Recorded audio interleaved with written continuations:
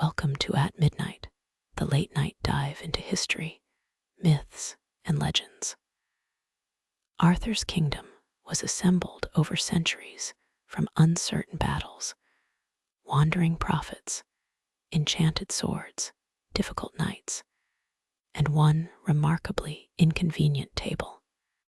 Tonight, the old roads lead through Camelot, and the Grail country to the quiet water beyond the last battle, where history becomes legend, and legend politely refuses to stay in one shape. This is At Midnight. Let's step into the dark. The first shape of Arthur is an empty space in a record. Britain in the generations after Roman government ended had no shortage of conflict, ambitious rulers, abandoned offices, or people trying to explain why familiar systems had failed. Roads remained beneath cartwheels. Forts and towns remained on the ground. Christian communities continued to worship. Merchants still brought goods along Atlantic routes, and local powers occupied places whose builders had once answered to a distant emperor. Yet the machinery that had connected the province to Rome had gone. Authority became regional, improvised, and often disputed. This is the period where a historical Arthur is usually placed, somewhere in the late 5th or early 6th century. It is a plausible home for a successful war leader. Plausibility, however, is generous. It can provide a room without identifying the person who once slept there. The nearest British writer is Gildas, whose work is generally called The Ruin of Britain. He was not compiling a neutral military history. He was delivering moral judgment, scolding rulers and clergy, while describing a society that had suffered invasion and internal failure. Even so, his account contains names and events. He remembers A.M. Brosi us Aureli News, a leader of Roman ancestry around whom British resistance recovered. He also remembers the siege or battle of Bay Dun, a British victory that checked disaster for a time. He does not name Arthur. That omission is not a verdict. Gildas left out many things because a complete chronicle was not his purpose. Silence cannot prove that no leader of that name existed, but silence cannot be converted into a sentence that was never written. Gildas is sometimes treated as though Arthur stands invisibly beside every line about Bay Dun, patiently waiting for a modern historian to supply him. The manuscript is less cooperative. Ambrosius is there. Bay Dun is there. Arthur is not. Bede, writing in 731, retold the broad sequence. He too knew of the British recovery and Bay Dun. He too did not add Arthur. Two absences do not amount to disproof, but they matter when the claim is that the famous king is documented close to his supposed lifetime. The earliest evidence offers a victory without its most famous victor. Bay Dun itself resists neat handling. Its date is uncertain, and its location has been attached to several places. Later chronological systems gave it exact-looking years, but those numbers are not entries from a soldier's diary. They are retrospective arrangements. A victory probably remembered a real and important check on expansion. The surviving evidence does not securely identify its hill, its day, or an Arthur standing on it. Then the records move forward several centuries. Around 829 or 830, a Welsh Latin compilation now called the Historia Brittonum gives Arthur sustained attention.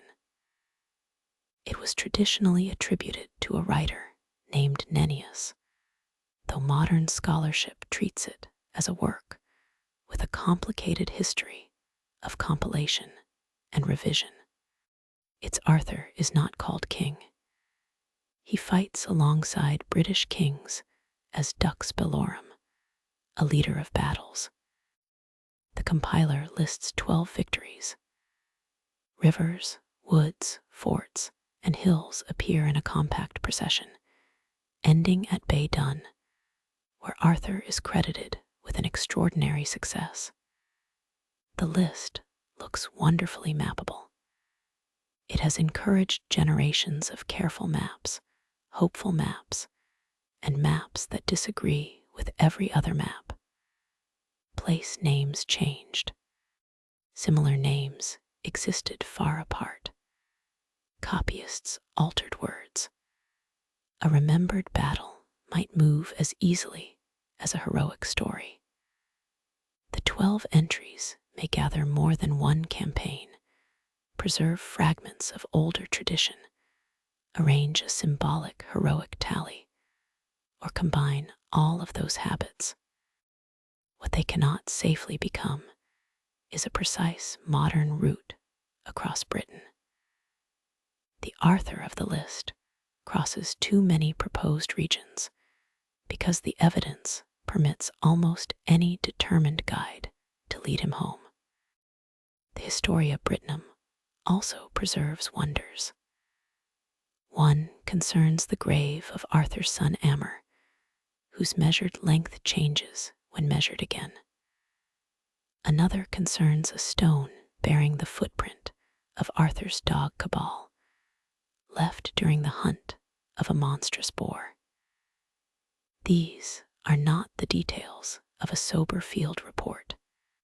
They show that by the 9th century, Arthur had gathered the qualities of a hero, whose family, animals, battles, and marks on the land could resist ordinary rules. Another Welsh Latin record, the Annales Cambriae, ties the name to Bay Dun and Camlann. Its earliest recension was compiled in the 10th century, and the surviving manuscripts are later. The entries are famously brief. One associates Arthur with Bay Dun. Another says that Arthur and Medwright fell at Camlann. That line seems to contain the end of a kingdom, but almost everything familiar about the ending arrived later. It does not call Medwright a traitor. It does not call him Arthur's son or nephew. It does not say that the two fought each other. They might be enemies, allies, or simply the two important dead remembered from one conflict. Later storytellers would make the relationship painfully clear, then disagree about the details. The annal keeps its distance.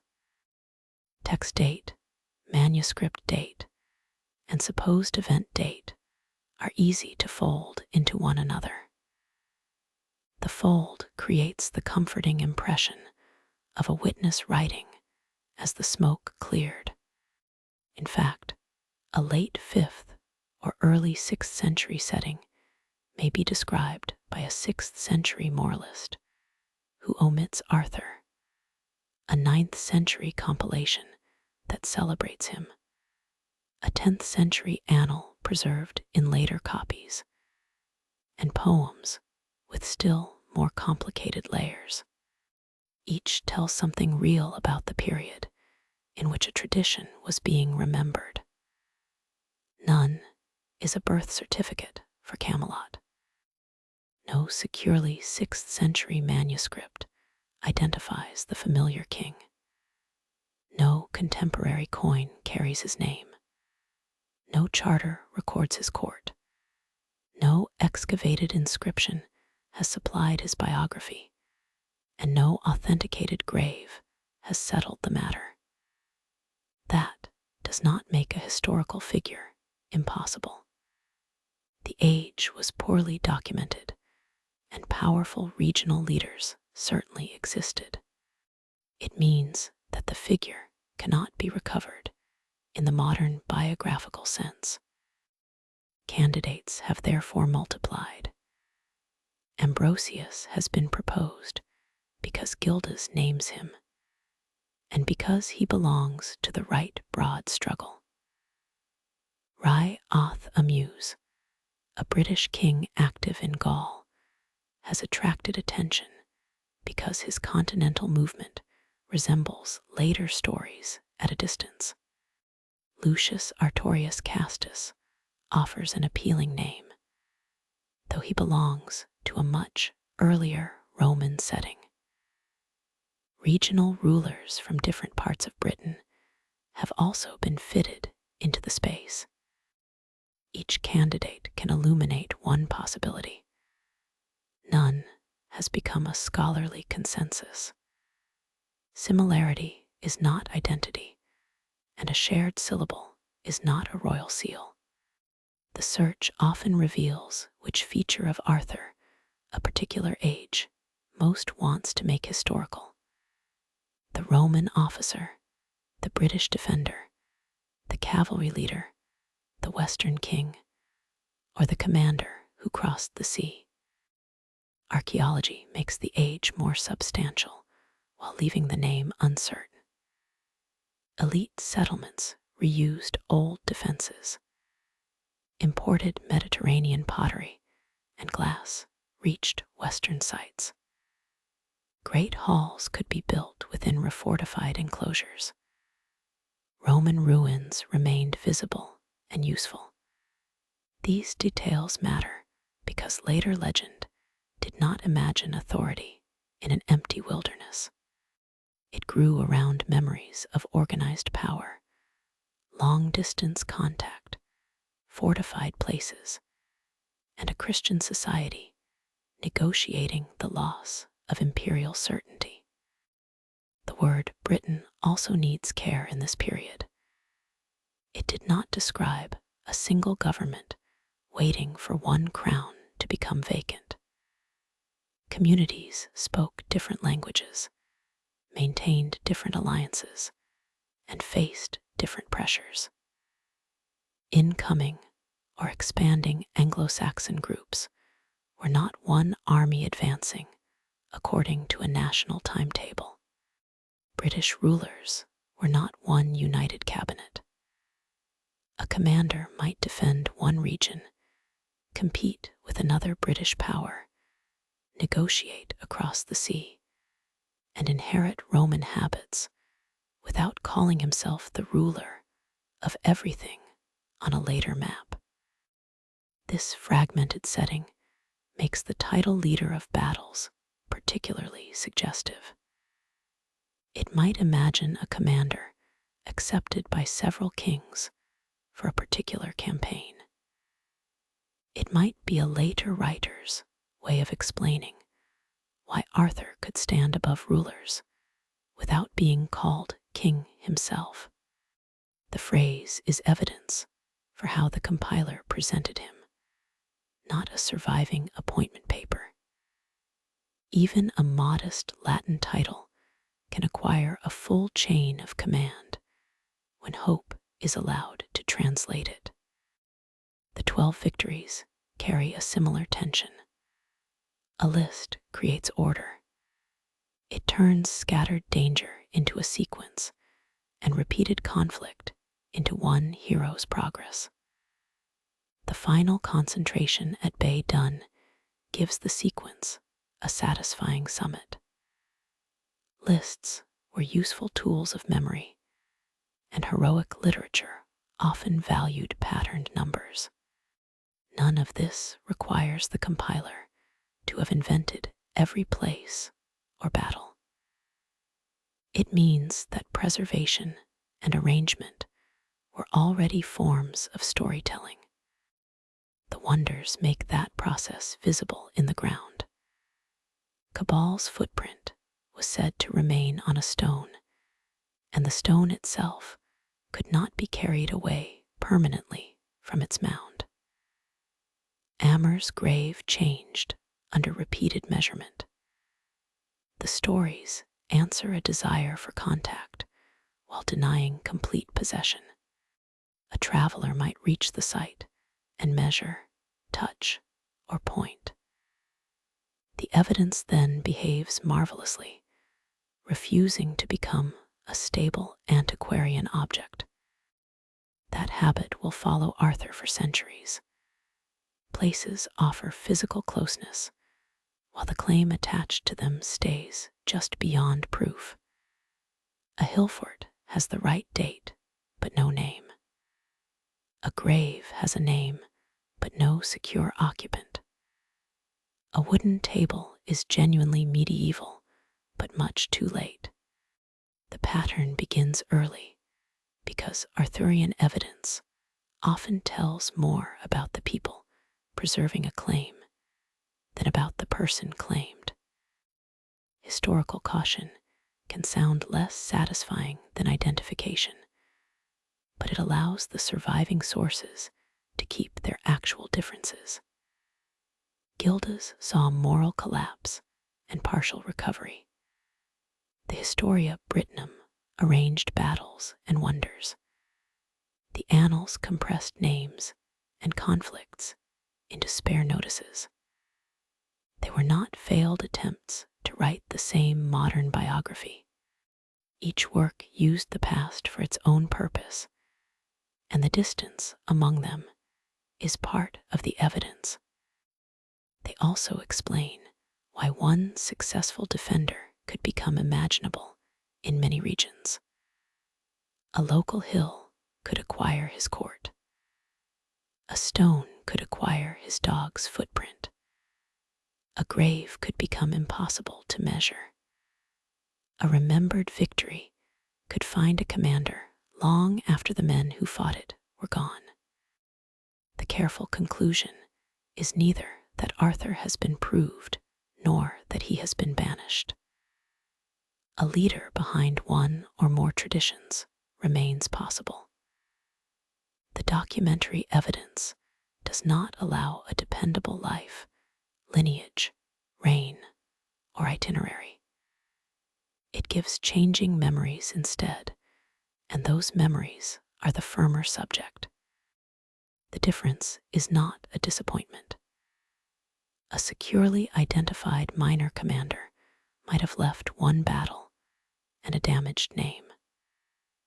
The uncertain Arthur could be carried by Welsh storytellers into hunts, gatehouse challenges, crowded companies, and places where ordinary geography became thin. Before he occupied a throne, he was already useful as a measure of impossible courage. That measure would outlast every proposed map, precisely because no single hill, title, or candidate could contain it for long. To be compared with Arthur was therefore praise before it was a claim about kingship. In the Welsh poem known as Why Gododin, one warrior is honored and then measured against a greater standard. For all his valor, he was no Arthur. The line is striking because it assumes an audience that already recognizes the name. Its date is less obliging. The poem remembers warriors associated with a disastrous expedition to Cat Rythe around the year 600, but it contains layers, and it survives in the Book of Aneurin, copied around 1250 to 1300. The Arthur comparison may carry early fame, or it may belong to a later stage of the poem. The manuscript gives secure evidence for medieval memory, not a neat caption beneath a 6th century portrait. That memory does not yet live at the familiar Camelot. It belongs to a Welsh world of mobile households, formidable companions, strange country, and deeds preserved in compressed verse. Arthur is often the leader who gathers unusual people around him. The companions can be more astonishing than their chief, which is not generally how later royal publicity works. The Black Book of Carmarthen, copied by about 1250, is the earliest complete manuscript written in Welsh. Among its varied texts is a difficult Arthurian poem usually called Pa Gwr, from its opening question, asking what man guards a gate. Arthur seeks entry and must account for his company. Names and feats pass between the voices. Kai, later known as Kay, occupies much of the remembered action. He fights creatures and warriors with strength that later courtly versions will politely reduce. Bedivere appears too, long before he becomes the solemn survivor beside the final lake. The gate matters because the company is defined through admission. Arthur does not simply arrive under a banner and expect the door to understand. His companions must be named, their value spoken, their dangers recalled. The poem is fragmentary, and its references are not all recoverable, but its Arthur belongs to a heroic catalogue rather than a settled institution. There is no universal roster, no numbered chairs, and no administrative office for determining who counts as a knight of the Round Table. The same manuscript preserves grave stanzas. These associate heroes with resting places, then refuse to locate Arthur's grave. A mystery of burial already clings to him. The refusal does not literally declare that he lives beneath a hill or waits on an island. It shows that uncertainty had become part of the name. A known grave would have ended one kind of story. An unknown grave leaves room around it. Another poem, Prayed You Anophin, survives in the Book of Taliesin, a manuscript copied in the first half of the 14th century. Its language is dense, its textual problems considerable, and its imagined expedition unlike the later Grail quest. Arthur and his company go toward fortified otherworldly places in search of treasure. A mysterious cauldron appears, associated with a keeper, and with qualities that separate the worthy from the unworthy. Only 7 return. The cauldron has often been recruited as the Grail's ancient ancestor. Comparison can be useful. Both traditions place a remarkable vessel within a perilous journey, and medieval stories did borrow and transform widely. But a resemblance is not a documented line of inheritance.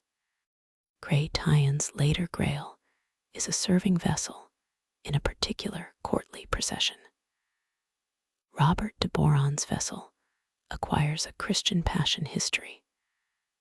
Wolfram will make the Grail a stone. The Welsh cauldron should be allowed its own obscure fort, rather than being hurried into a French dining room several centuries early. Its voyage, nevertheless, reveals a great difference from later Arthur. This leader can raid the edge of the otherworld. His company is not protected by moral perfection.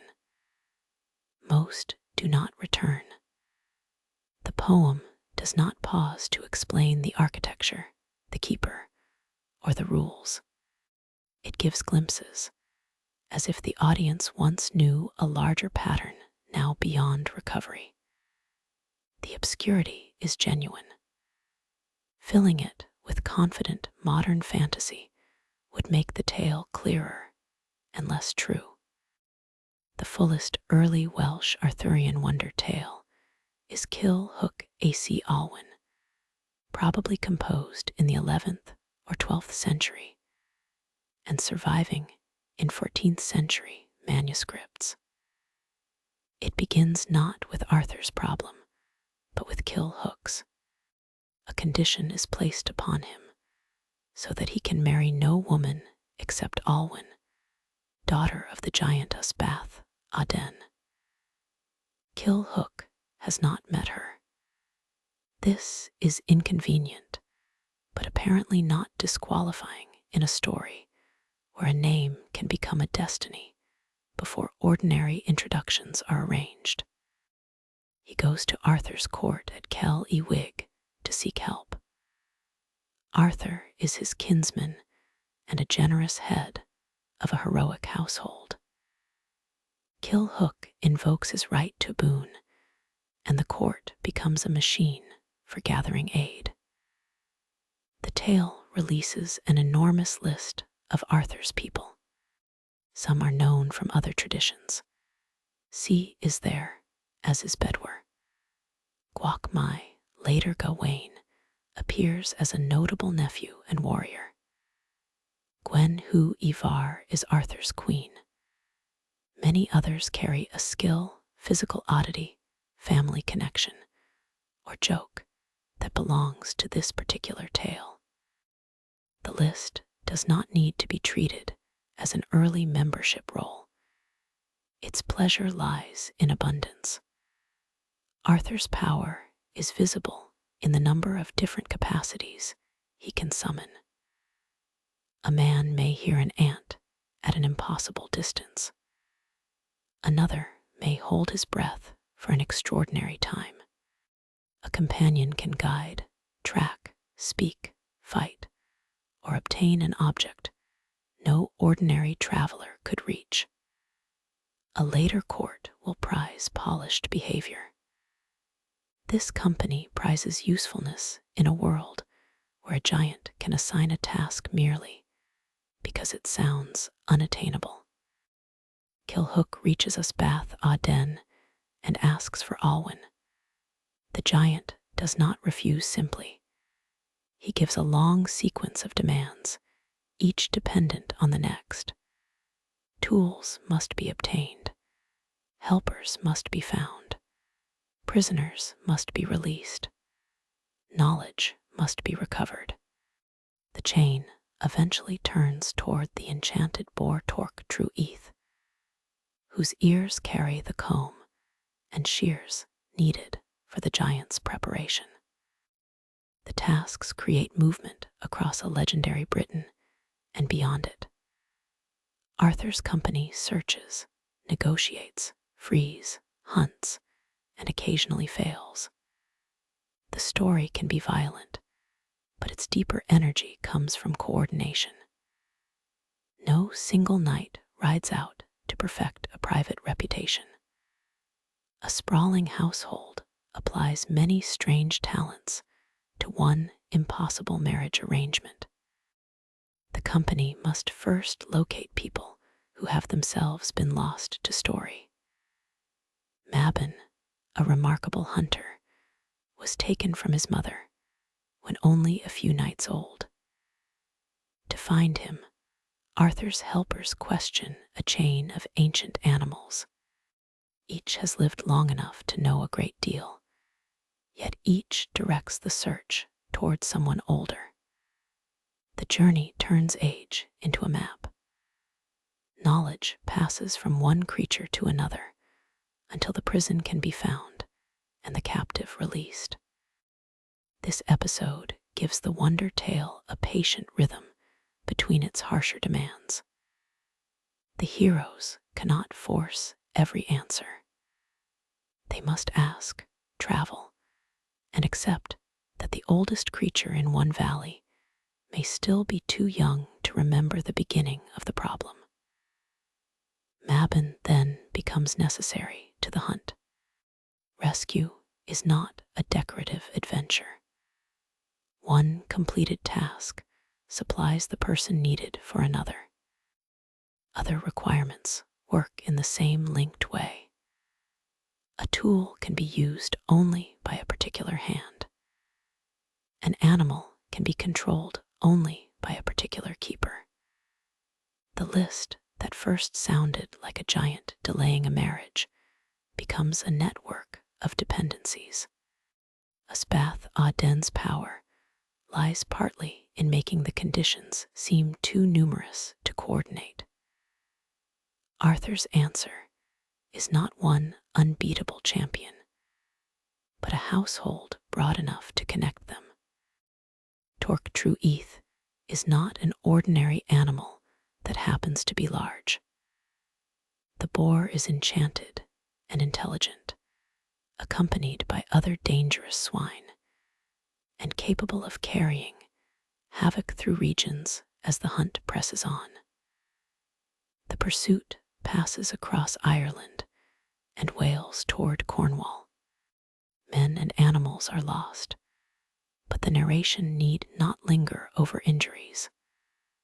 What matters is the scale of the chase and the curious domestic goal at its center. Kingdoms are disturbed so that a giant may be properly groomed. Legend has known less efficient wedding plans.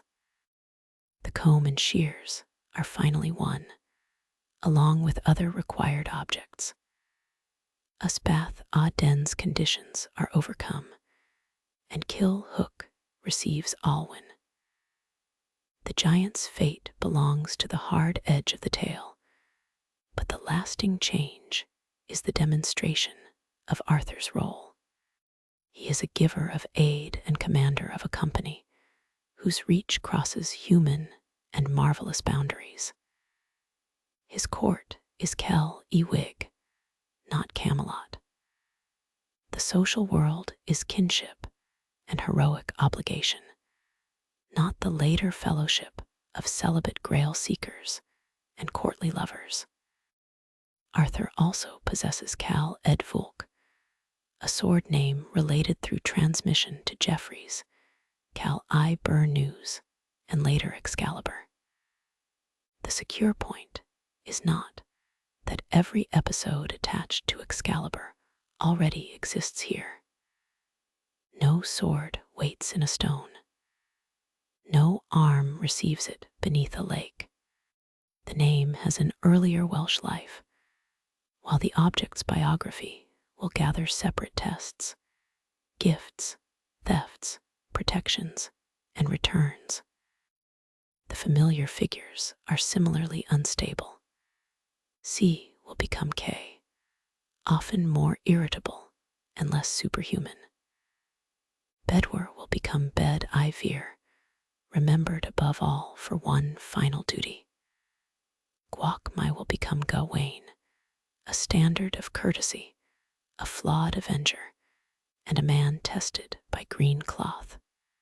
Gwen Hu Ivar will become Guinevere, abducted in one tradition, lover in another, betrayer in a terse chronicle, accused queen, penitent, and political symbol.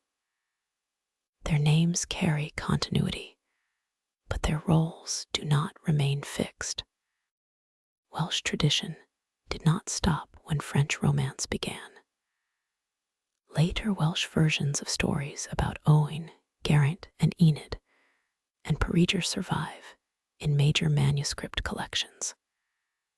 Their relationship to Cray Tyen's French poems remains debated. Adaptation, translation, shared sources, oral circulation, and several routes of borrowing may all be involved. There was no single moment when Welsh storytellers handed Arthur to France and quietly left the room. The manuscripts themselves prevent such a simple handover. The White Book of Ritterge and the Red Book of Hergest preserve prose copied after French Arthurian writing, was already flourishing. A late copy can hold earlier material, recent adaptation, or both. Language does not seal a tale away from travel. Performers, patrons, clerics, translators, and households moved stories across regions long before a surviving scribe placed them on a page. The result is not a ladder with primitive Welsh material at the bottom and polished French romance at the top. It is a set of conversations whose missing contributions can only be partly inferred. Perceval may resemble Perceval while arranging his marvels differently. Owain and Yvain can share a structure without becoming identical men.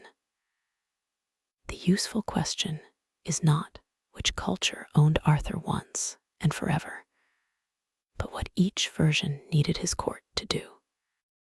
The early material instead remains beside the courtly king, offering another company and another logic.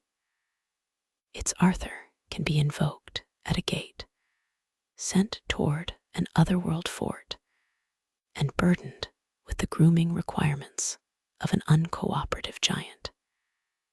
He is already more than a plausible commander.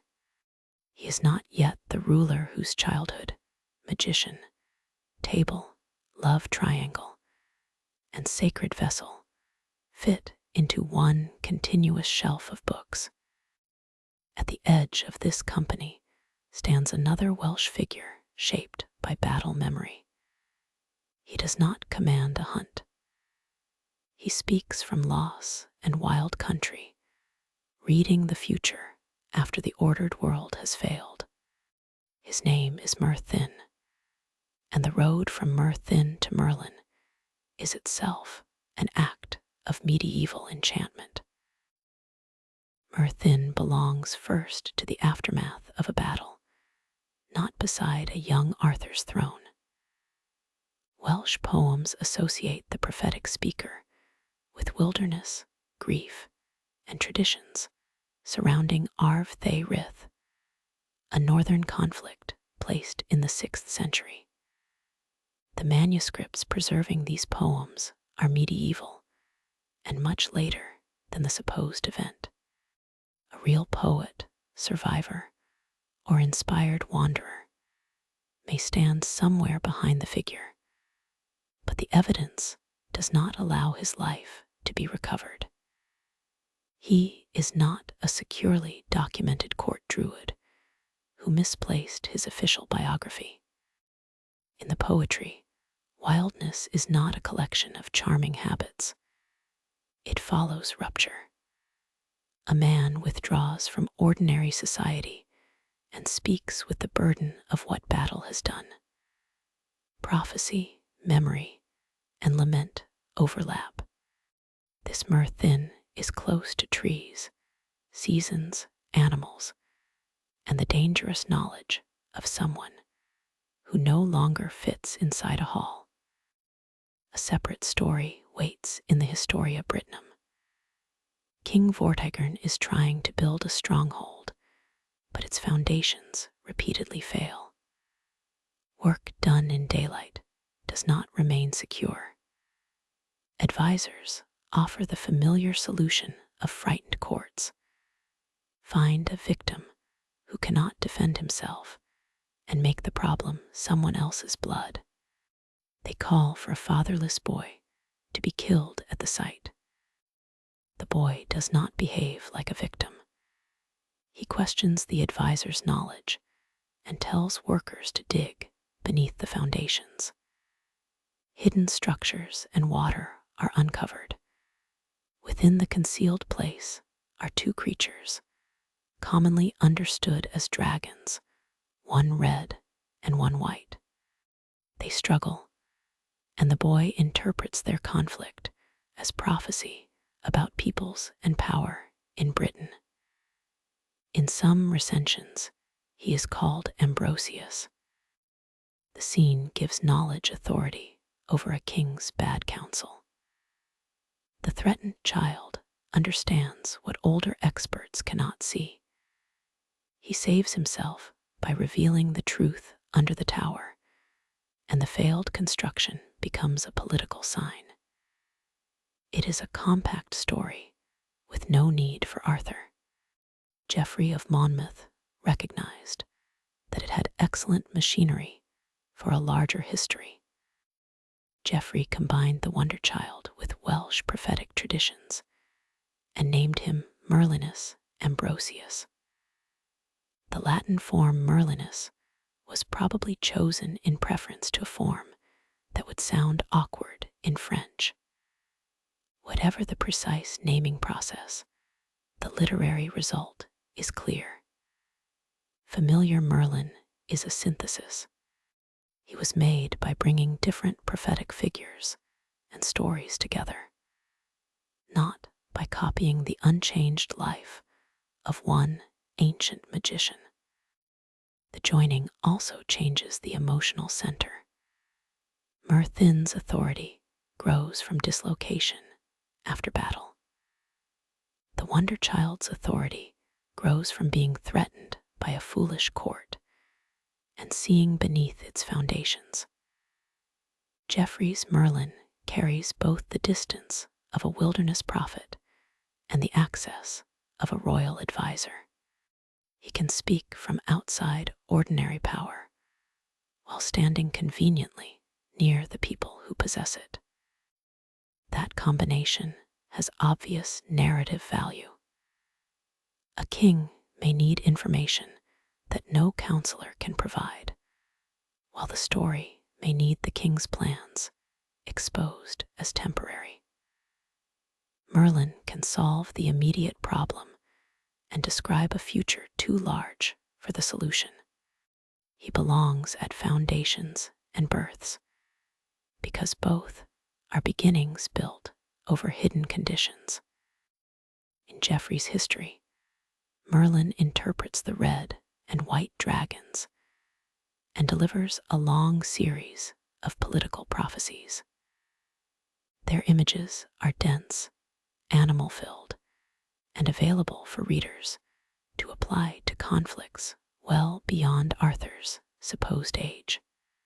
Prophecy could make a legendary past comment on a medieval present without naming every current ruler directly. A dragon was useful that way. It could refer to a kingdom while retaining plausible manners. Merlin also becomes an engineer of marvels. When a suitable memorial is wanted, he advises bringing the giant's dance from Ireland to Salisbury Plain.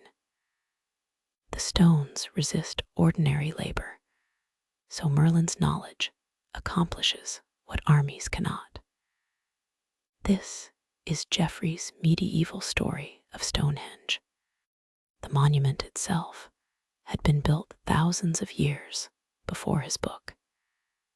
Its prehistoric builders did not await a wizard from the 12th century to organize transport. Geoffrey supplied an explanation for an ancient object whose true construction history was unavailable to him, and the explanation proved much easier to remember than lifting techniques. The same knowledge becomes more troubling in the story of Uther Pendragon. Other desires Egerna, wife of Gore Elwa of Cornwall. War and deception surround the desire. Merlin changes Uther's appearance so that he resembles Gore Elwa and can enter Tintagel. Egerna receives a man she believes is her husband, and Arthur is conceived. Medieval and later retellings have often covered the scene with romance and destiny. Its ethical fact remains simple. Egerna does not know who has entered her room and cannot give informed consent to what is happening. Merlin's skill serves dynastic ambition by enabling abuse. a future king's marvelous conception, is also an account of power, removing a woman's knowledge. Both aspects belong to the story, and neither requires sensational detail. Geoffrey's Merlin can therefore reveal hidden truth and manufacture a disguise. His knowledge protects a child in one inherited strand and endangers a woman in another. The contradiction is part of his usefulness. He is not merely a wise advisor standing outside politics.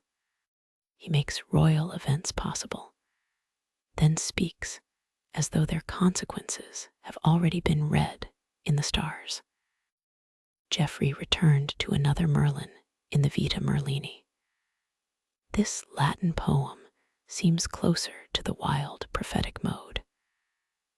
Merlin is driven into the forest after a battle and lives apart, observing seasons and stars.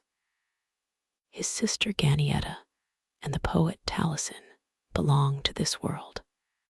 Attempts to make every detail fit perfectly with the court prophet create a biography tidier than Geoffrey provided. The two works can be related without pretending that the same character file was carefully maintained. The Vita also describes a fortunate island, an island of apples ruled by 9 sisters. Foremost among them is Mordred, learned in healing and transformation. The wounded Arthur is brought to her care. This is an important early shape of the woman later called Morgan. She receives and heals. She is not simply the hostile sorceress of every modern summary. Later romances will make Morgan Arthur's sister or half-sister, a lover, adversary, tester, healer, political schemer, or several of these at once. The changes do not form a smooth fall from good fairy to evil witch. Authors use her differently. Even traditions that give her hostile plots may place a Morgan figure among the women who take Arthur away at the end. A person can apparently steal a protective scabbard and still retain duties in legendary maritime care. Robert de Boron and Pro's successors reshaped Merlin again. One strand gives him a demonic conception, intended to create a being able to know the past through infernal inheritance. Baptism redirects that origin, and divine grace gives knowledge of the future. The resulting prophet carries dangerous ancestry, but serves a providential design. He guides Uther and the young Arthur, helps order the Round Table, and interprets the tests surrounding kingship. The change reflects the sacred history growing around Arthur's court. A prophet who will guide the table toward the Grail must fit a Christian account of knowledge and temptation. His origin becomes a contest over what kind of purpose his gifts will serve. The tale does not erase danger. It redirects it through baptism, education, and choice. Merlin remains able to manipulate events, but his power is placed inside a moral history rather than treated as a neutral collection of clever effects. His knowledge of the future makes his own confinement more curious. In many versions, he understands that the pupil will overcome him, yet he continues. This is not necessarily a logical error to be repaired. Prophetic knowledge throughout the legends is rarely the same as freedom. Arthur may hear that disaster is coming and choose actions that help bring it nearer. Merlin may know the boundary awaiting him and still approach it through desire, pride, affection, or an inability to act against what he has foreseen. The forest prophet and the enclosed prophet therefore share a quiet condition. Both are separated from the court after knowledge has become costly. One leaves because battle has broken ordinary life. The other is removed by the person who learned his art. Neither ends as an official magician attending every feast. The stories preserve power by placing it at a distance. This Merlin moves closer to the familiar advisor who prepares a realm for a hidden heir. He can arrange objects, explain signs, and know the catastrophe ahead. Knowledge does not allow him to prevent every outcome. Prophecy in Arthurian tradition often makes choices heavier rather than easier. A warning may cause the very cruelty meant to avoid its fulfillment. The prose romances also give Merlin a pupil and captor. Her name changes among Nin Eon, Niv En, Vive Eon, and related forms. Her relation to the women called Lady of the Lake also changes. In some accounts, she learns Merlin's arts while resisting his pursuit. In others, affection, fear, manipulation, or self-protection combine in different proportions. She confines him by enchantment, but the prison may be air, stone, a tomb, a cave, or another bounded place, depending on the text. Calling her the evil lady of the lake erases too much.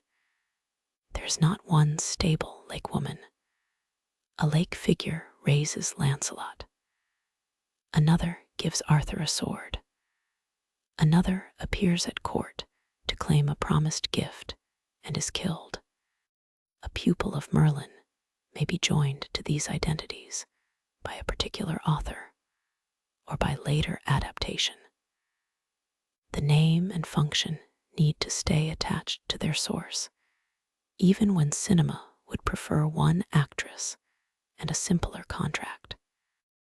Merlin's confinement has a fitting quietness.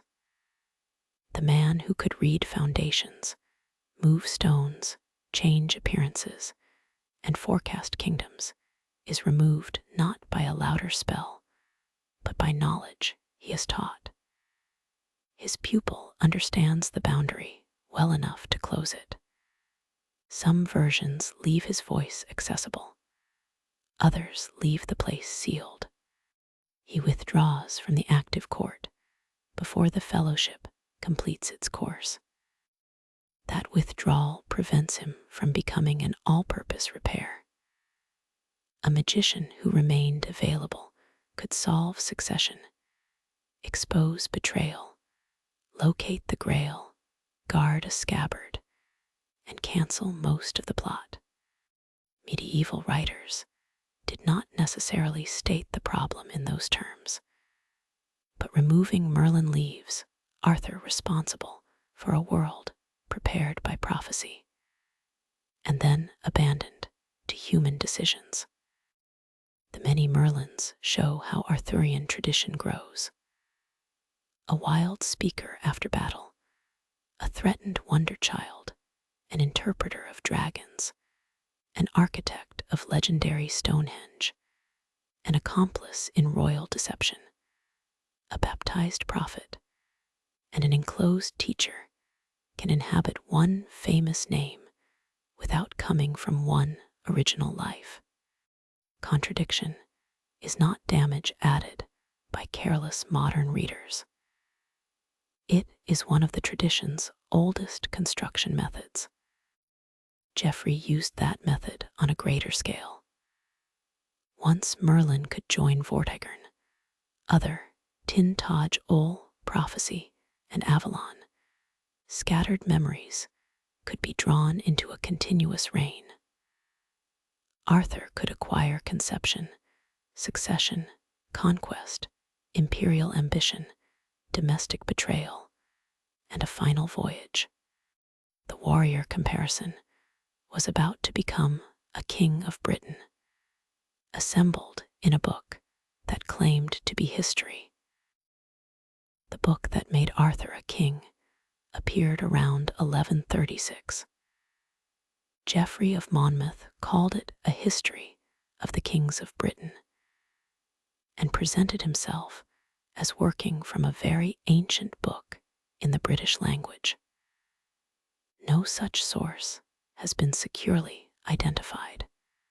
Geoffrey certainly used materials available to him, but his claim of translation cannot be checked against a recovered original. The missing book became another absent object near Arthur, though this one came with a remarkably productive author. Geoffrey's work provided Britain with a long line of rulers reaching into remote antiquity. Arthur occupied the grandest portion of that national past. Earlier references had offered a battle leader, a comparison for valor, a company, and marvels. Geoffrey arranged a life. The arrangement mattered as much as any single episode, because later writers inherited a path from conception to Avalon, others' entry into Tintagel, and Arthur's conception gave the king a dynastic beginning shaped by Merlin's deception.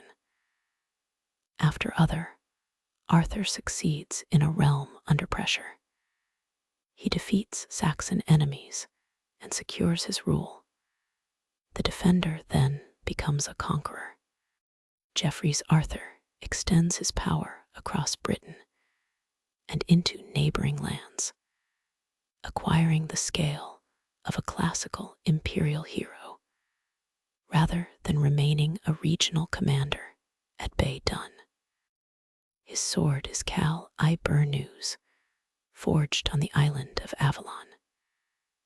The name belongs in the line that leads from Welsh, Cal Ed Fulk, toward Excalibur. The later object has not yet acquired all its familiar ceremonies. No hand rises from water to give or receive it in Geoffrey's history, and no sword in a stone settles the succession. Calibur is already splendid, but legend has not finished furnishing it. Arthur's great crowned court is held at Caerleon, the city of the legions. The real place had been a Roman legionary fortress. Its old stone, roads, baths, and amphitheater offered visible remains of imperial order. Geoffrey could place royal magnificence among ruins that made antiquity tangible. He was not describing an excavated 6th century throne room. He was attaching his legendary court to a site whose Roman scale still argued for greatness. The gathering allows Arthur's reign to appear settled, ceremonial, and international. Lords and dignitaries arrive. Rank is displayed. Gifts, clothing, worship, and public authority fill the city. The mobile household of Kilhook has become a monarchy capable of staging itself. Yet ceremony does not end pressure. A successful king can always discover a larger claim to resist. Rome demands tribute. Arthur refuses and prepares a continental campaign. The conflict enlarges him again, turning the British ruler into a rival of imperial power. Geoffrey's story sends him across Europe and gives him victories suitable for a king whose fame must exceed the island. This is legendary history doing political work. Britain receives a past that can stand beside Rome rather than merely endure its departure. The expansion also creates the condition for collapse. A ruler campaigning abroad must leave someone at home. Arthur entrusts Britain to his nephew Mordred and leaves Queen Guinevere there. News eventually reaches him that Mordred has taken the crown and the queen. Geoffrey's account is terse about Guinevere's motives. It should not be made to prove that every Guinevere freely chose betrayal, any more than the early annal proves that Med Right was born a traitor. Arthur abandons the imperial campaign and returns. Battles follow.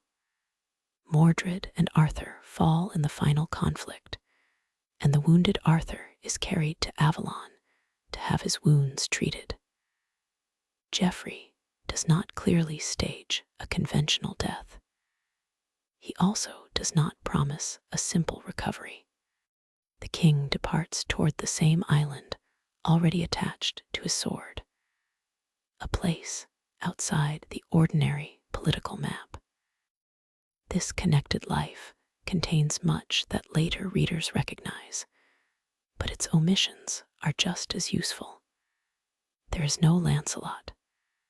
There is no love affair between Lancelot and Guinevere. There is no Grail quest. There is no named Round Table. Camelot is not the center. Geoffrey built the royal road, but other writers would place the best-known buildings along it. Medieval readers often treated Geoffrey as history, at least in broad terms. His book circulated widely and invited translation, continuation, and argument. Skepticism also appeared early. Writers could repeat the account while expressing doubt about its marvels or conquests. Historical authority in the Middle Ages was not a choice between total belief and a modern fact-check. A story might be inherited, politically useful, morally suggestive, and not equally credible in every detail. Geoffrey's Arthur offered rulers a prestigious British antiquity. He could support claims of continuity, conquest, and lawful grandeur. He was also difficult for any present ruler to possess entirely, because his promised scale exceeded ordinary dynasties. The departure to Avalon prevented a fully closed tomb while allowing the kingdom itself to end. Was translated and reshaped Geoffrey into Anglo-Norman verse in 1155. His Roman de Brute carried the history into another language and another courtly setting. Was sometimes marked marvelous claims as things the Britons said, creating a small distance between report and guarantee. The gesture did not remove the marvel. It gave the narrator the civilized comfort of passing it along with raised eyebrows. Was supplies the earliest surviving explicit round table. Its first purpose is social and practical. Arthur's leading men are so proud that precedence threatens quarrels. A round table denies a single highest place. No knight seated around it can claim the head. The solution is elegant, though it does not amount to modern democracy. The people invited are still aristocratic warriors in a royal court. Equality has been arranged among the already privileged. The table changes Arthurian storytelling because it gives the company a durable shape. Earlier Arthur had companions, and Geoffrey had a magnificent court. A named table makes belonging visible and repeatable. A knight can leave it, return to it, fail its standards, or occupy a dangerous empty seat. the object can grow from furniture into an institution, and then into a sacred echo. Its membership and size will never settle. Different texts and later objects imagine different numbers. There is no universal roster hidden behind the variants. 12, 24, 50, 100, 150, and other totals belong to particular tellings. The idea of a complete official list is attractive because circles look orderly. Arthurian tradition remains less circular in its bookkeeping. Robert de Boron and the prose traditions would give both the table and the young king a more sacred pattern. The Round Table becomes related to earlier tables, especially the Table of the Last Supper, and a Grail table established in the history of Joseph of Arimathea. An empty place recalls absence and waits for a destined night. Wass's answer to precedence has become a fellowship carrying spiritual expectation. The circle now promises equality of position while preserving one seat that only an unequal purity can occupy. The sword test also enters through Robert's Merlin and prose descendants rather than through Geoffrey. After others' death, the realm cannot agree on succession. A sword appears fixed in stone or in an anvil set upon stone, accompanied by writing that identifies the man able to draw it as the rightful king. Great lords try and fail. The unknown young Arthur succeeds, sometimes without initially understanding that he is performing a royal test rather than fetching a weapon for someone else. The scene changes kingship from inheritance, privately managed, into a public sign, repeatedly examined. The leading men do not all accept one result with cheerful efficiency. Tests are repeated, resistance remains, and Arthur must establish rule beyond the marvel. Enchantment identifies a claim. It does not remove politics. This sword is often merged with Excalibur in modern retelling, but even Malory's famous synthesis keeps two acquisitions. The weapon drawn in proof of kingship later breaks during Arthur's combat with Pellinore. Arthur then receives Excalibur from a woman of the lake. A hand holds the sword above water, and a bargain accompanies the gift. The king has moved from a weapon that establishes public right to one bestowed from an uncertain realm beyond ordinary court authority. The blade attracts attention, yet Merlin tells Arthur that the scabbard is more valuable. While he carries it, he will not lose blood. In Malory's Avalon plot, Morgan Le Fay takes the scabbard as part of an attempt against Arthur and eventually casts it away. The loss quietly removes protection before the final disaster.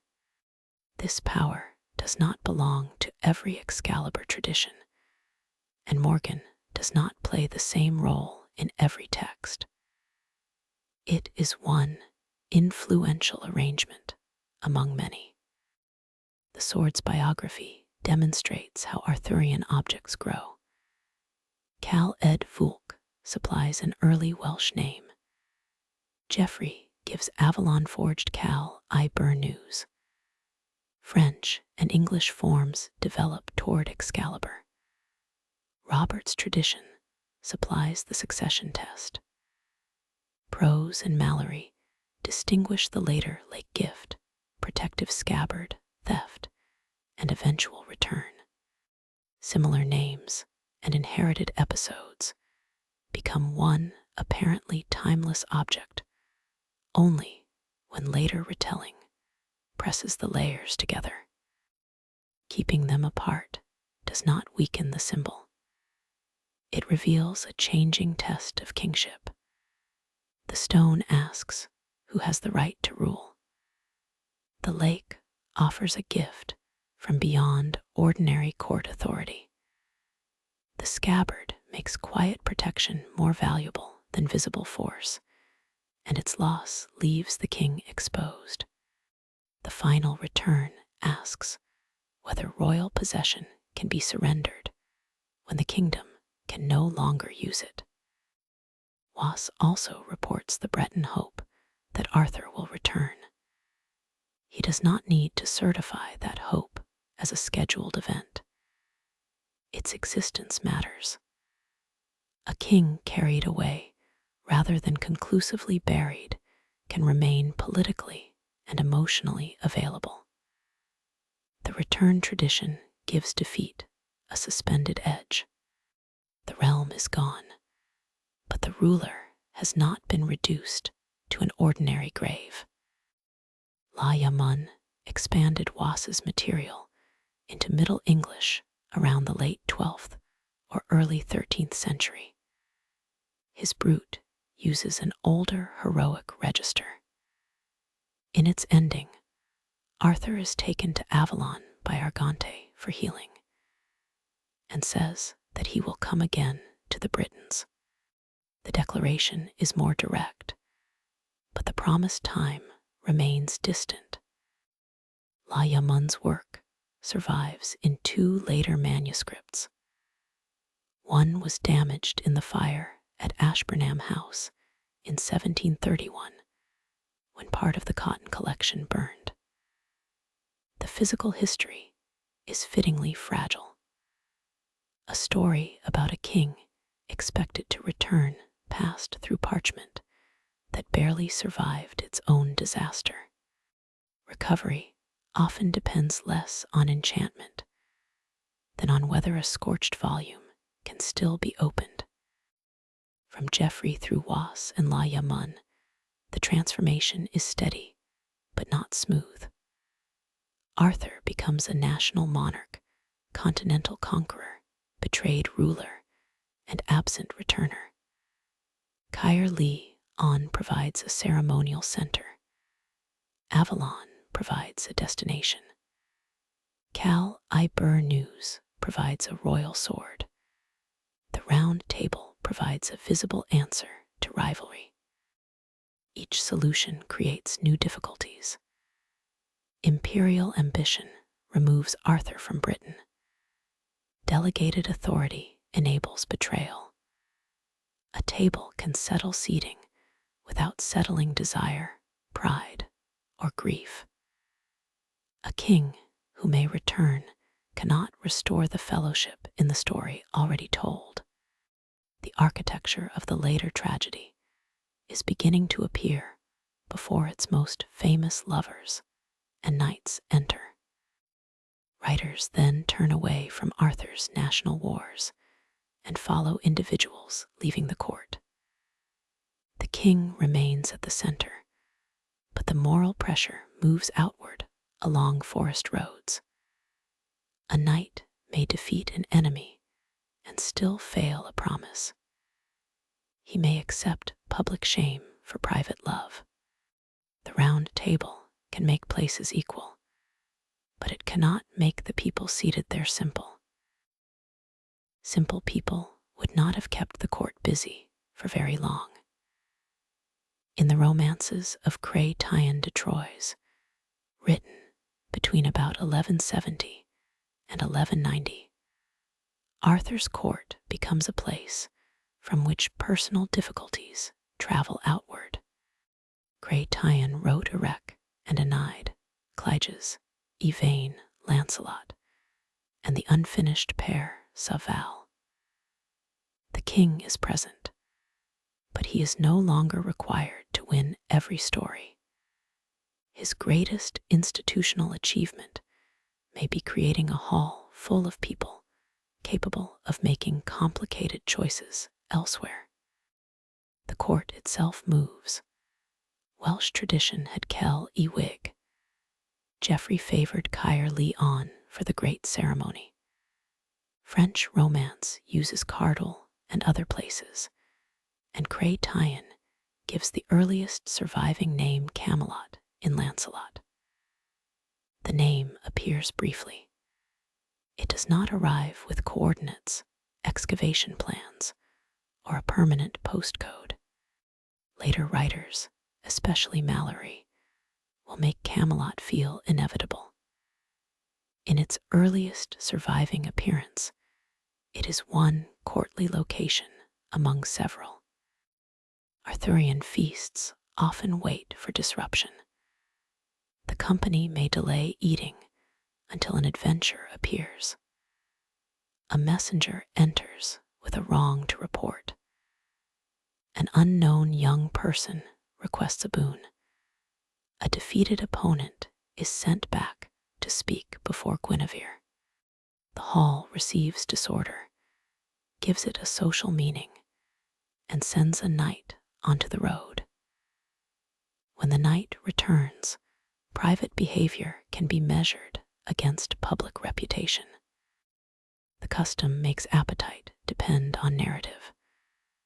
A feast cannot settle into ordinary eating until the court has proof that the world still needs it. This is an excellent habit for generating romance and a questionable approach to household scheduling. The expected interruption also means that strangers possess unusual power. Someone without rank can enter, state a grievance, and redirect the labor of a famous knight. Boons complicate authority further. Arthur may promise a request before hearing its terms, binding generosity to uncertainty. A young petitioner can ask for an adventure, a companion, or a judgment. Kay may mock an unknown arrival, creating the very reputation test that later embarrasses him. Guinevere often receives prisoners sent back from the road, so defeated violence is converted into testimony before the court, rather than merely disappearing in a distant forest. These conventions turn the hall into a place of circulation. Stories do not begin outside society and end when an opponent falls. They begin with a public lack, pass through private choices, and return as reports. Reputation depends on who reaches the court and how the event is told. A knight who wins while breaking hospitality may bring home a more difficult result than one who loses honorably. Cray Tyan's Lancelot is called the Knight of the Cart. Its central pressure comes from Guinevere's abduction by Mel y Gant. Lancelot pursues her and reaches a moment when the available transport is a cart. Such carts carried criminals and public shame. A proper knight should not ride in one. A devoted lover should not let manners delay rescue. Lancelot hesitates for the space of 2 steps before climbing aboard. The hesitation is tiny in distance and immense in the logic of the poem. He accepts disgrace because reaching Guinevere matters more than reputation. Yet, his brief pause shows that reputation mattered before love overcame it. Guinevere later treats the hesitation as a failure.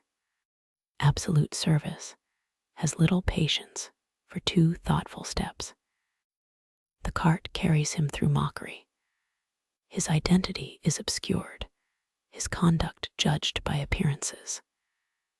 He continues because love has reordered the scale by which honor is measured. Martial success remains important, but prowess alone cannot explain him. He is willing to look dishonored for the queen, and that willingness becomes a different kind of distinction. Grey gives the earliest surviving full treatment of Lancelot's love for Guinevere. Lost oral or written materials may have existed, so the safe claim is about survival rather than absolute invention. Grey also says that the material and meaning were supplied by Marie of Champagne. Patronate belongs inside the story's history. Elite courts did not merely receive romances after solitary authors completed them. Questions of desire, reputation, marriage, and service were shaped through social exchange. Guinevere is not being introduced to Arthurian tradition for the first time. Gwen Hu Ivar was already Arthur's queen in Welsh material. Other traditions tell of her abduction without Lancelot as lover. Grey joins rescue and desire in a form that later prose cycles will expand. This Guinevere can command, test, reject, and receive Lancelot. She is not only a reward waiting at the end of combat. The relationship also creates a loyalty that can never fit comfortably inside Arthur's fellowship.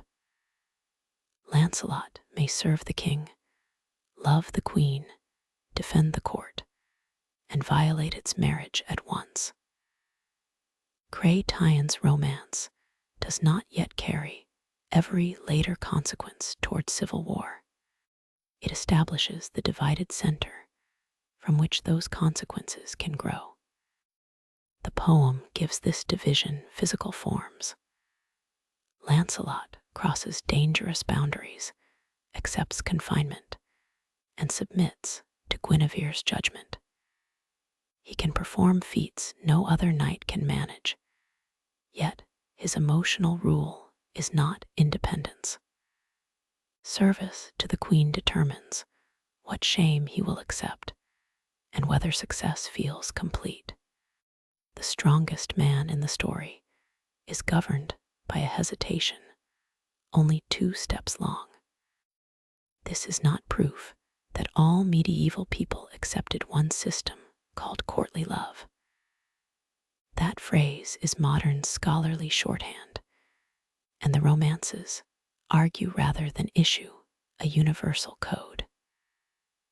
Love may refine conduct, distort loyalty, excuse foolishness, reveal courage, or produce all 4 effects before dinner. Grey court is interesting because its values conflict, not because every character has memorized the same handbook. Yvain faces a different pressure. He wins the love of Laudine, a widow whose husband he has killed in combat. Romance moves quickly through situations that ordinary household mediation might find ambitious. Marriage does not end his concern for knightly reputation. Gawain encourages him to continue seeking honor through adventure, and Laudine grants him leave on the condition that he return by an agreed time. Yvain misses the deadline.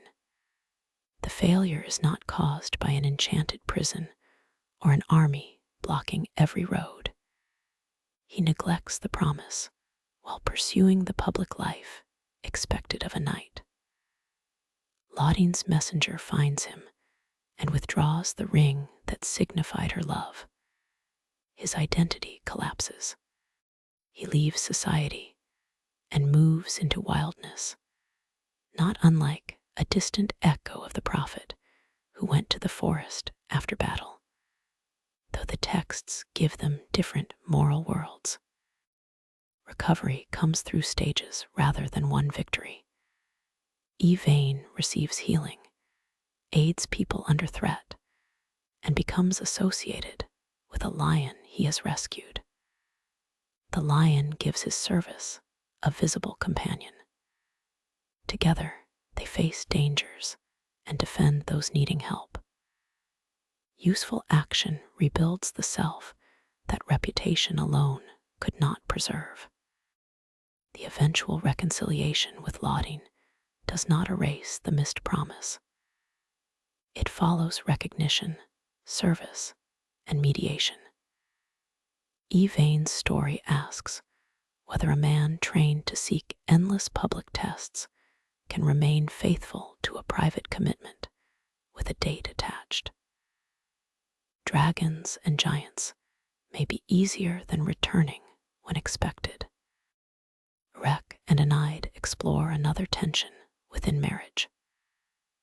Erec's devotion to Eneid leads others to say that he has neglected knightly action. He responds by taking her on a difficult journey, imposing rules that create danger and misunderstanding. Eneid's speech, concern, and endurance repeatedly matter. The marriage is tested not because affection is worthless, but because public identity and private love have been made to compete. The resolution does not require Erec to abandon marriage for permanent adventure. It seeks a form in which love and knightly responsibility can coexist. Like Yvain, the tale treats social expectation as a source of pressure rather than harmless background. A courtly night is watched. Silence, lateness, clothing, transport, and companionship can all be interpreted. Reputation is built through other people's stories before the hero has returned to explain himself. Grey Tyen's romances, therefore, change the scale of Arthurian conflict.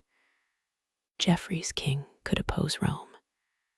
These knights can be undone by 2 steps, one missed date, or a rule given to a spouse. The smaller choices are not less consequential. They reveal what conquest cannot settle. Arthur often remains a stable point precisely because the romance belongs to someone else. His court welcomes return, recognizes achievement, and provides an audience. This stability can also make him curiously passive. Problems enter his hall and knights solve them beyond it. The king presides over a machine whose moving parts acquire richer inner lives than the person wearing the crown. The manuscripts preserve this layered inheritance. A copy made by a scribe named Guillet in Champagne around 1230 to 1240 contains Was and all 5 of Grey Tyen's Arthurian romances. Chronicle and romance occupy one physical collection. A medieval reader could encounter the imperial king and the hesitant lover without requiring one to cancel the other. Welsh storytellers also adapted related romance material. Owain, Geraint, and Enid and Peredur survive in the White Book of Ridderch and the Red Book of Hergest. Their exact relationship to the French poems remains debated. One may reflect translation at a particular stage, another shared material, another substantial reshaping. Stories crossed linguistic borders through more roots than surviving manuscripts record. These versions prevent Grey Tyen's court from becoming a one-way export warehouse. A name may return to Wales in altered form. An episode may have circulated before either surviving version was copied. Authors could shorten, expand, localize, or redirect a moral test. The Arthurian world was already international, but not because every writer followed a central master text. The romance form also changes time. Geoffrey could pass through campaigns and years in the movement of national history. A romance may slow around a promise, a conversation, or a single failure of recognition. It follows the duration of moral pressure. Yvain's missed date matters because the story has taught the audience to count it. Lancelot's brief hesitation matters because love notices a pause that a chronicle would never record. Arthur's court offers enough stability for this slower attention. The king does not need to be psychologically examined in every episode. He can host a feast, grant a boon, worry overnight, and receive the changed person at the end. The still center lets the road expose details that imperial history passed too quickly to see. Lancelot's own tradition soon expands far beyond the cart. The prose cycles give him a childhood raised by a woman of the lake, unmatched standing as a knight, a sustained relationship with Guinevere, and a son whose spiritual success will expose his father's limit. The finest earthly knight can win almost every contest except the one designed to judge his attachments. That future is not yet the focus of the courtly road. Here Lancelot accepts shame for love. Yvain learns that glory does not excuse lateness, and Erec discovers that marriage cannot be protected by withdrawing from all public duty. Each leaves Arthur's hall with a reputation and returns with that reputation changed. Gawain often stands nearby as the courts measure. Welsh Guac might have been a prominent nephew and warrior. French romance frequently makes Gawain a standard of courtesy against whom another knight can be judged, although later prose can darken him. In one Middle English poem, the standard himself must be measured. His test begins during a winter feast with a visitor who turns courtly appetite for adventure into a binding appointment. The hall will accept the challenge easily. Carrying it honestly for a year will be harder. The visitor is green, richly dressed, and unmistakably alive. He enters Arthur's Christmas court carrying holly in one hand and an axe in the other. The holly suggests peace. The axe suggests that peace has arrived with paperwork. He asks for a game. One knight may strike him once, provided that the visitor may return the blow after a year and a day. Arthur is prepared to accept when Gawain intervenes. As the king's nephew, he frames himself modestly, the least valuable man whose loss would matter least. The claim is courteous rather than accurate. Gawain already belongs near the center of the fellowship. His willingness protects Arthur while placing the court's reputation on his own neck. Gawain takes the axe and delivers the agreed stroke. The poem treats the astonishing result briskly enough. The Green Knight retrieves what has been separated, reminds Gawain of the appointment at the Green Chapel, and rides away. The court returns to celebration, but the game has changed the calendar. Every season now carries Gawain toward a promised encounter. Sir Gawain and the Green Knight survives in one manuscript, Cottonero at 10, Part 2, beside Pearl, Patience, and Cleanness. The poet is unnamed. A work now treated treated as central to English literature, endured because one copy happened to remain. Its narrow survival is a reminder that fame after the Middle Ages does not provide a census of medieval readers. The poem gives Gawain a shield marked with a pentangle, an endless knot whose fivefold meanings connect his senses, fingers, faith, virtues, and devotion. The emblem imagines integrity as parts holding together. It is an exacting design to carry into a story about the small separation between public truth and private fear. As the appointed time approaches, Gawain travels through winter country seeking the Green Chapel. He faces harsh weather and creatures, but the journey is not expanded into a parade of combat. Its pressure comes from voluntary movement. He could fail to appear and preserve his life at the cost of his word. Instead, he asks for directions to the place where the return stroke waits. He finds shelter at a splendid household ruled by Bertilac. Hospitality replaces the exposed road. Food, worship, conversation, warmth, and courtesy surround him. Bertilac proposes another game.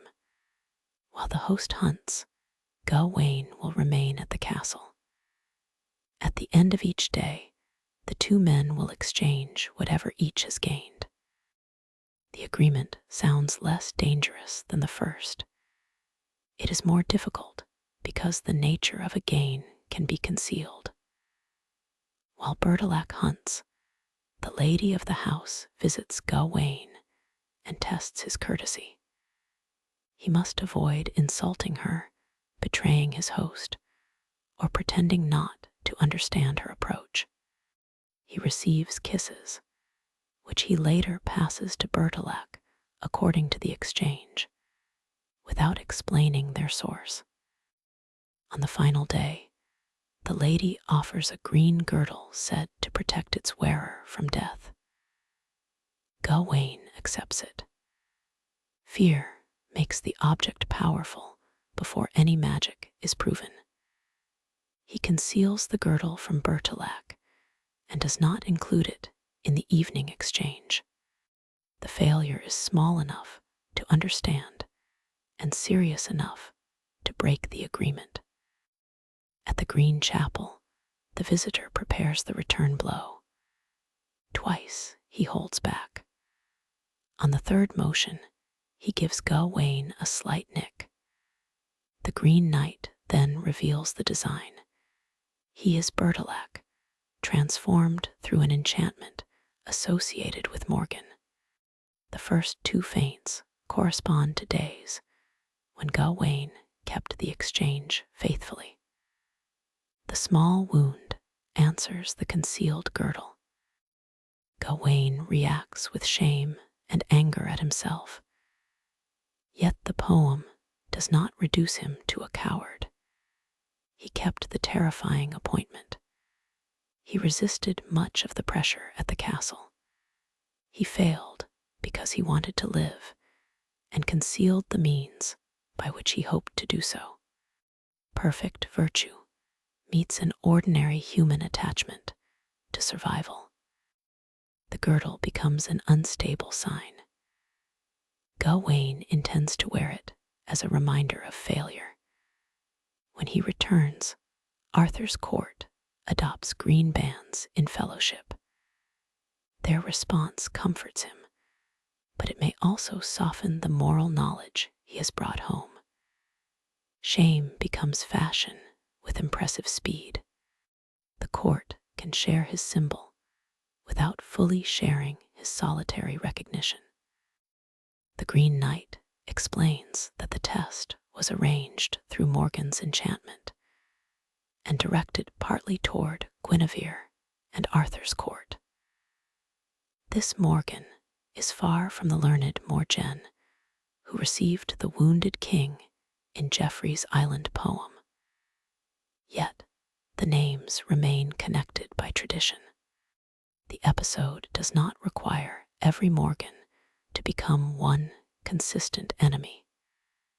Here her agency places the confident fellowship under examination. Through a visitor, it cannot treat as an ordinary opponent. The 3 strokes at the chapel mirror the 3 days at the castle, making the poem's structure as exact as the pentangle. Gawain's failure is measured rather than absolute. The slight mark acknowledges concealment, while the spared life acknowledges courage and broader fidelity. Bertilac can laugh and invite him back, but Gawain carries a harsher judgment home. The difference between external forgiveness and self-knowledge remains unresolved. That unresolved ending protects the poem from becoming a simple lesson that good people never fear death. Gawain fears it, prepares to meet it, accepts a possible escape, and hides the bargain. The story recognizes courage as conduct under fear rather than the absence of fear. Its moral pressure is intimate, even though the visitor entered with enough spectacle to occupy an entire Christmas hall. Gawain changes across Arthurian tradition. The early Guacamai is a renowned warrior. French romances often use Gawain as a courteous standard, though some show limitations. Traditions that his strength grows toward noon are widespread, but not universal. Later prose makes his family loyalty and anger central to the kingdom's fall. The man who accepts a nick for hiding a girdle will eventually reject peace after losing brothers. That future makes the Green Knight poem more poignant without turning it into prophecy. Here Gawain learns that public honor is imperfect. In the civil tragedy, grief will make imperfection harder to admit. Arthurian characters do not move through one consistent psychological biography, but different versions can still illuminate the pressures attached to a name. Another of Arthur's nephews arrives under very different circumstances. In Malory's telling, Gareth comes to court without announcing his lineage. He asks for food and shelter and accepts work in the kitchens. Kay mocks him and gives him a dismissive name associated with his hands and supposed appetite. The unknown young man endures the insult while waiting for the chance to prove what he can do. When a request for aid arrives, Gareth seeks the adventure. His progress takes him through a graded series of encounters, identified by colors and increasing reputation. The structure allows conduct to reveal identity before genealogy does. He shows courtesy and restraint as well as prowess. Those who judged him by kitchen labor must revise their judgment. Gareth's story has its own satisfaction, but his later importance is quieter. Gawain loves him as a brother. During Lancelot's rescue of Guinevere, Gareth will die despite being unarmed and despite lacking a personal quarrel with Lancelot. That unintended loss turns political fracture into family grief. A knight introduced through patient anonymity becomes the reason vengeance cannot easily stop. The Fellowship also absorbs stories that began elsewhere. The prose Tristan brings Tristan and Isolde into Arthur's world.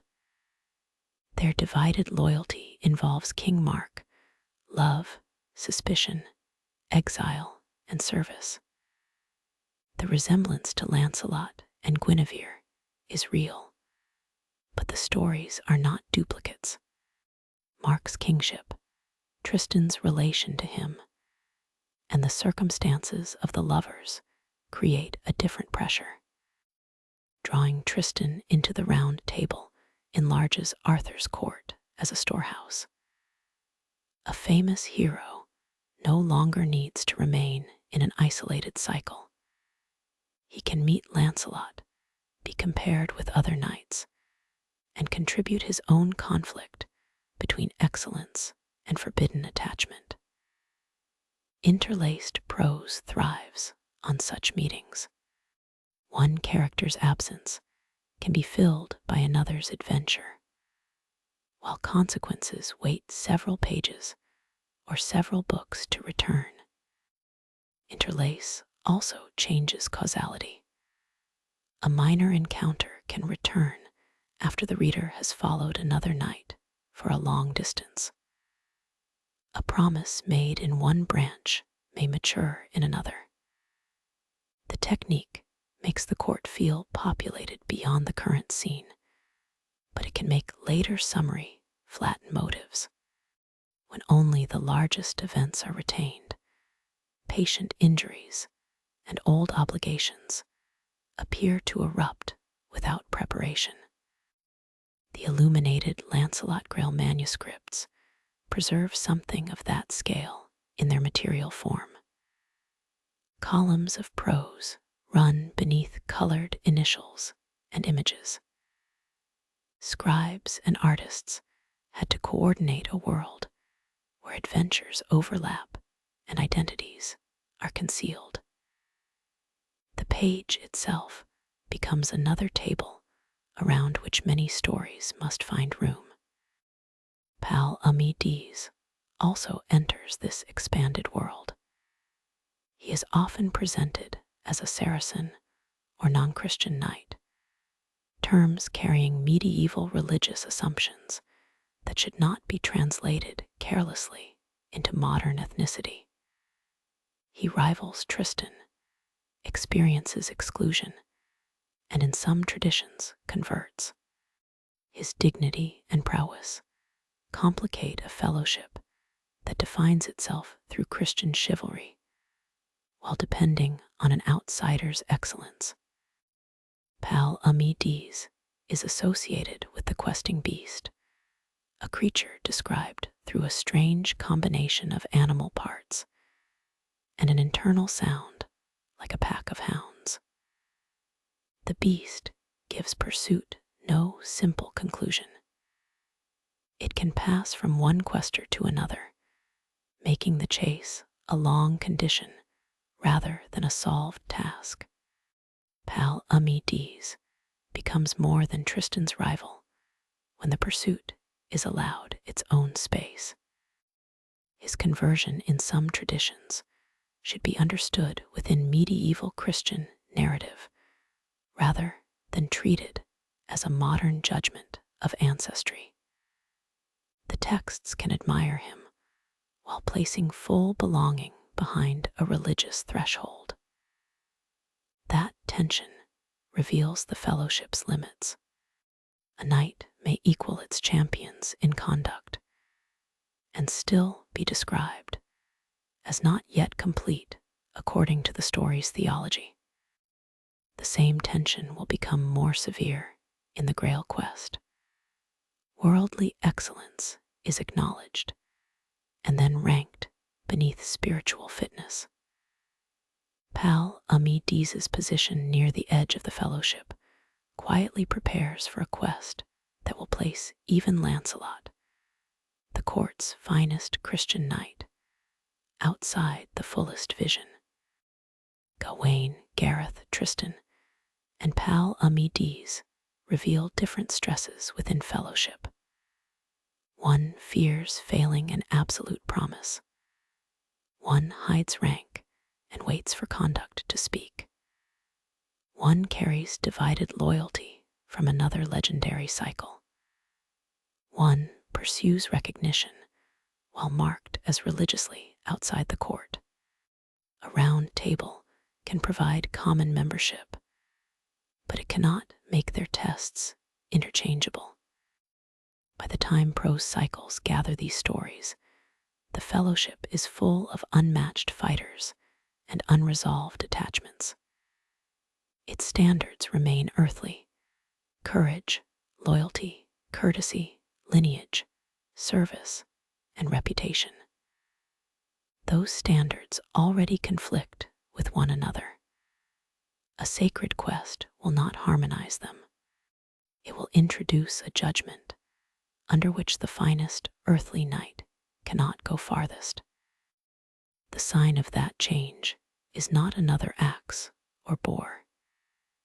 It is a quiet procession in a wounded king's hall, a vessel carried past an inexperienced guest, and a question he has been taught not to ask. The first Grail test arrives so quietly that its hero mistakes silence for good conduct. Grail de Troyes places the scene inside the unfinished romance Perceval. Its central figure begins far from courtly knowledge. His mother has raised him away from knightly society, hoping to protect him from the dangers that took other men in his family. When he encounters knights, their equipment and bearing seem almost supernatural. He decides to join the world from which she tried to keep him. Perceval's early education is made of instructions he does not yet know how to balance. He learns pieces of courtesy and chivalric behavior, but rules without judgment can produce strange results. He is socially unformed rather than spiritually vacant. The story allows him to misunderstand, because every lesson arrives before he knows where its limits lie. After adventures and instruction, he comes to the castle of a wounded ruler known as the Fisher King. The king cannot move freely, and the condition of the household is bound to his suffering in ways the unfinished poem does not fully explain. Perceval is received as a guest. During the meal, a procession passes through the hall. A page carries a lance from whose point blood runs. Others carry candelabra. A young woman bears a richly adorned grawl. The word identifies a serving vessel, and in Grail's scene, it carries a consecrated host that sustains the Fisher King's father. The poem does not call it the cup used at the Last Supper. That sacred biography comes later. Perceval watches and does not ask where the procession is going or whom the Grail serves. He also does not ask the question that might have healed the wounded king. Earlier instruction warned him against speaking too much and asking foolish questions. He obeys the rule beyond its useful boundary. The failure is gentle in action and severe in consequence. Nothing prevents him from speaking except an incomplete idea of good manners. He leaves the castle. Only afterward does he learn that compassion required inquiry. Silence protected him from appearing naive and kept him from understanding the suffering before him. This is a different moral pressure from Gawain's girdle. Gawain conceals an object because he wants to live. Perceval conceals his question because he wants to behave properly. Both failures emerge from recognizable motives rather than malice. The courtly lesson is not that rules are worthless. It is that a rule cannot replace attention to the person in front of it. The Fisher King's wound has attracted many interpretations, including sexual, dynastic, and fertility readings. The text and later traditions vary. There is no need to assign it one sensational anatomy. The secure narrative fact is incapacity within a royal household and a question whose absence prevents relief. The wounded king and diminished land create a still center around which the quest begins. Grail never completed Perceval. The poem breaks off while several narrative lines remain open, including a long Gawain sequence. Its intended resolution is unknown. Later continuators supplied further adventures and endings, but they do not reveal with certainty what Grail planned. An unfinished work is an invitation later. Arthurian writers rarely decline. The continuations demonstrate how quickly mystery generates architecture. Different writers extend Perceval's search, return to the castle, and enlarge the network of marvels around the vessel and lance. They do not speak with one voice. Completion becomes plural, and the original break remains visible beneath their solutions. There is no final page that can be peeled away to reveal Grail's own intended answer. Gawain's large role in the unfinished poem also warns against treating Perceval as an isolated sacred biography. Grail's romance interlaces courtly adventures before the later prose cycles develop that method on a greater scale. The Grail enters an Arthurian world already occupied by reputation, family, violence, and hospitality. It does not descend into an empty devotional chamber. The scene's objects retain ordinary functions even as they become marvelous. A lance is carried. Lights illuminate movement. A vessel bears food. Service passes through a hall. The sacred is expressed through a household ritual whose meaning the guest does not grasp. This concreteness allows later theology to grow around the procession without erasing its first setting. Perceval's silence has another consequence. It draws attention to what a question does. Asking is not merely a way to obtain secret information. It is an act of concern for the wounded host. The correct words may vary across continuations, but the moral recognition is stable enough. The guest must notice suffering and allow curiosity to become compassion. The first surviving Grail romance, therefore, does not offer the familiar complete quest. It offers a procession, a vessel, a host, a lance, a wounded household, and a question withheld. The mystery is powerful partly because the explanation is incomplete. Later writers will answer it with enough sacred history to fill generations. Robert de Boron gives the vessel a Christian past connected to Joseph of Arimathea and the Passion of Christ. In his Joseph d'Arimathea, the Grail becomes associated with Christ's blood and with the preservation of a holy relic. The object no longer begins as an unexplained vessel passing through a romance hall. It carries memory from the foundational events of Christian salvation history toward Britain. The development should not be described as uncovering what Grail secretly meant. Robert changed the story. He joined the vessel to a providential sequence, making its movement through time as important as Perceval's movement toward a castle. The Grail can now link Arthur's fellowship to a sacred past that precedes Arthur by centuries. Tables become part of that link. The table of the Last Supper is followed by a Grail table associated with Joseph's community, and then by Arthur's Round Table. The pattern gives the knightly fellowship a sacred precedent, while also exposing its insufficiency.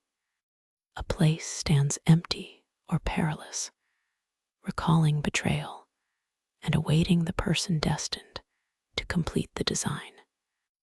This changes Was's circular furniture again.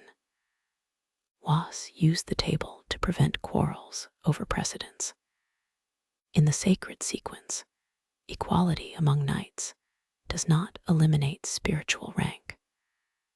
One seat cannot be occupied through confidence, lineage, or ordinary prowess.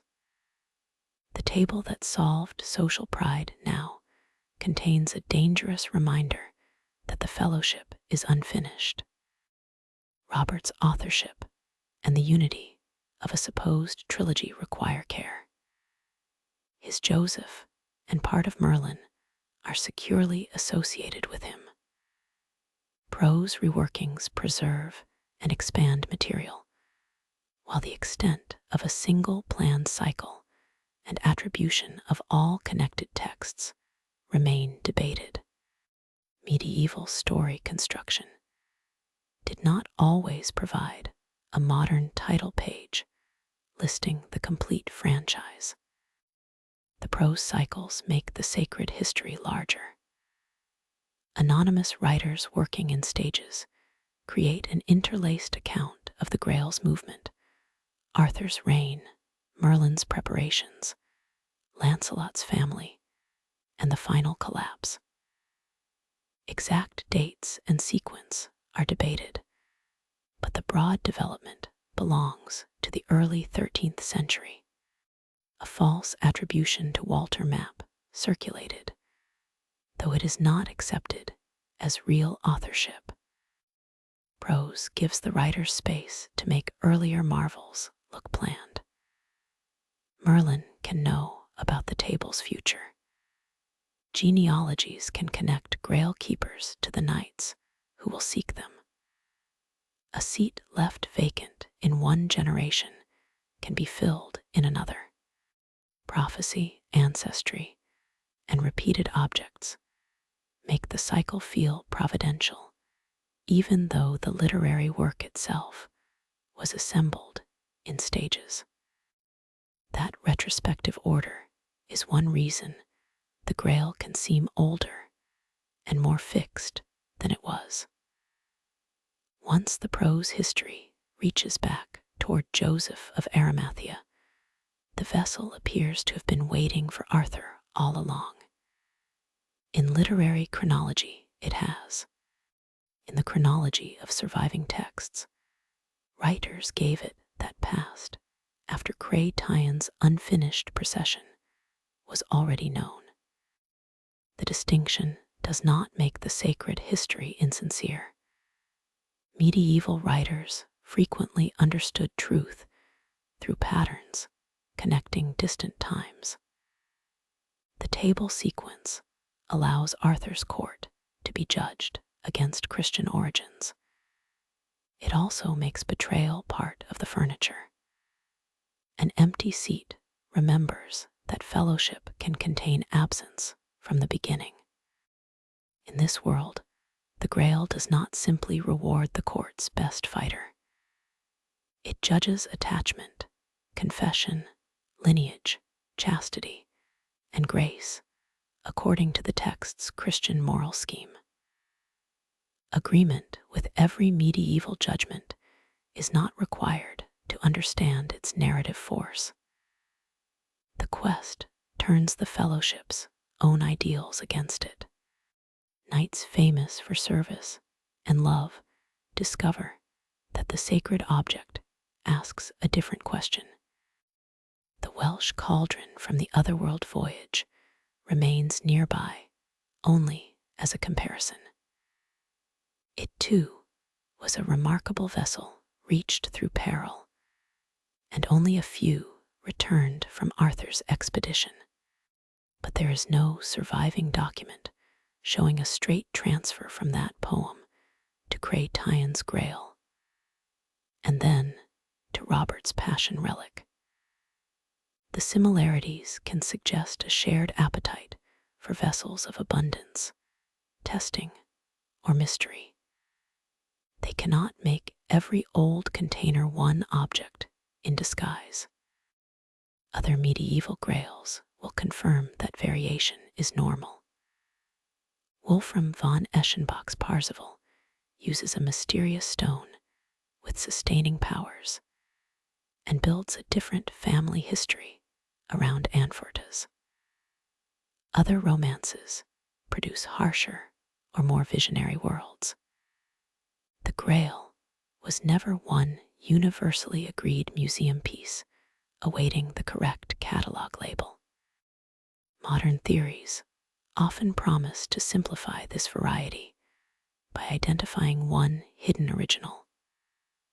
A cauldron, cup, stone, bloodline, or coded doctrine is selected, and every text becomes a distorted report of it.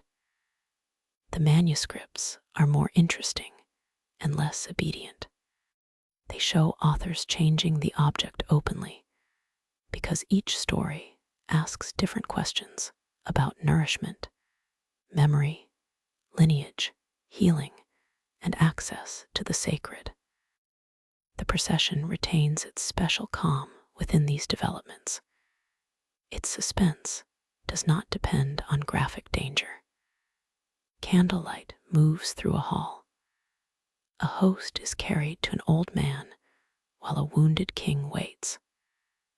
A young guest notices everything except the human need that should make him speak. The quest begins with attention failing, not with an army gathering. Perceval later learns the cost of his silence and must continue his formation. In the prose tradition, he remains important even after another knight takes the central destined role. Galahad does not erase him. The two belong to different stages of the Grail's growth, and the later quest keeps Perceval among its successful company. Lancelot will also enter that company. The knight who accepted the cart for Guinevere has become, in prose, the finest earthly member of Arthur's fellowship. Raised by a woman of the lake, nearly unmatched in combat, he carries both devotion and adultery. His excellence makes his limit meaningful. A mediocre knight, failing to see the Grail, would prove very little. The sacred quest is thus prepared inside ordinary courtly contradictions. Arthur has a table that promises fellowship. Merlin's history has placed one dangerous seat within it. Perceval has shown that courtesy without compassionate judgment can fail. Lancelot has shown that great service can be divided by desire. The Grail brings these conditions into one long examination. No trumpet is needed to announce the change. An empty seat remains at the table, visibly withholding completion. When it is filled, the fellowship will seem perfected for a moment. Then its members will ride away from one another, and the circle will begin to empty. The knight who fills the dangerous seat is Galahad, a figure created by the later prose cycle tradition rather than by Creighton. His arrival belongs to a court already carrying a long history of predictions and signs. He is young, largely unknown to the fellowship, and immediately defined by fitness for the place that other men cannot safely occupy. The test that once revealed Arthur through a sword now reveals a different kind of heir through a chair.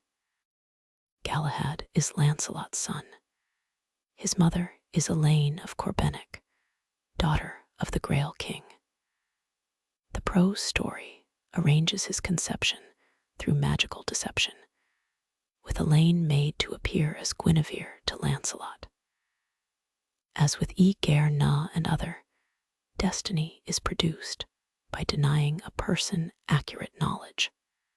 The ethical fact should not be polished into romance. The cycle uses a troubling act to create the spiritually perfect son of a morally divided father. Elaine of Corbenic must remain distinct from other women named Elaine.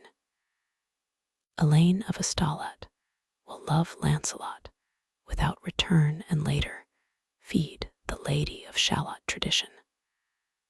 Another Elaine appears in Arthur's extended family in some genealogies. Shared names are ordinary in medieval texts and disastrous in hurried summaries. Lancelot's own childhood is attached to a lake woman who raises him away from ordinary society. That figure is not automatically the same woman who gives Arthur Excalibur, claims a gift at court, teaches Merlin, or receives the sword at the end. The prose cycle uses the lake upbringing to make Lancelot both noble and slightly outside the structures he will serve. His son arrives with an even stronger relation to a providential world beyond courtly custom. When Galahad takes the destined seat, signs confirm that the long preparation has reached its moment. The fellowship sees completion and immediately feels compelled toward quest. The Grail's appearance brings abundance and wonder, yet possession remains impossible. Knights vow to seek fuller revelation, often leaving separately so that the adventure will not become a comfortable group excursion. The departure wounds Arthur before the quest's spiritual results are known. He understands that the table may never gather in the same fullness again. The finest moment of fellowship contains its dissolution.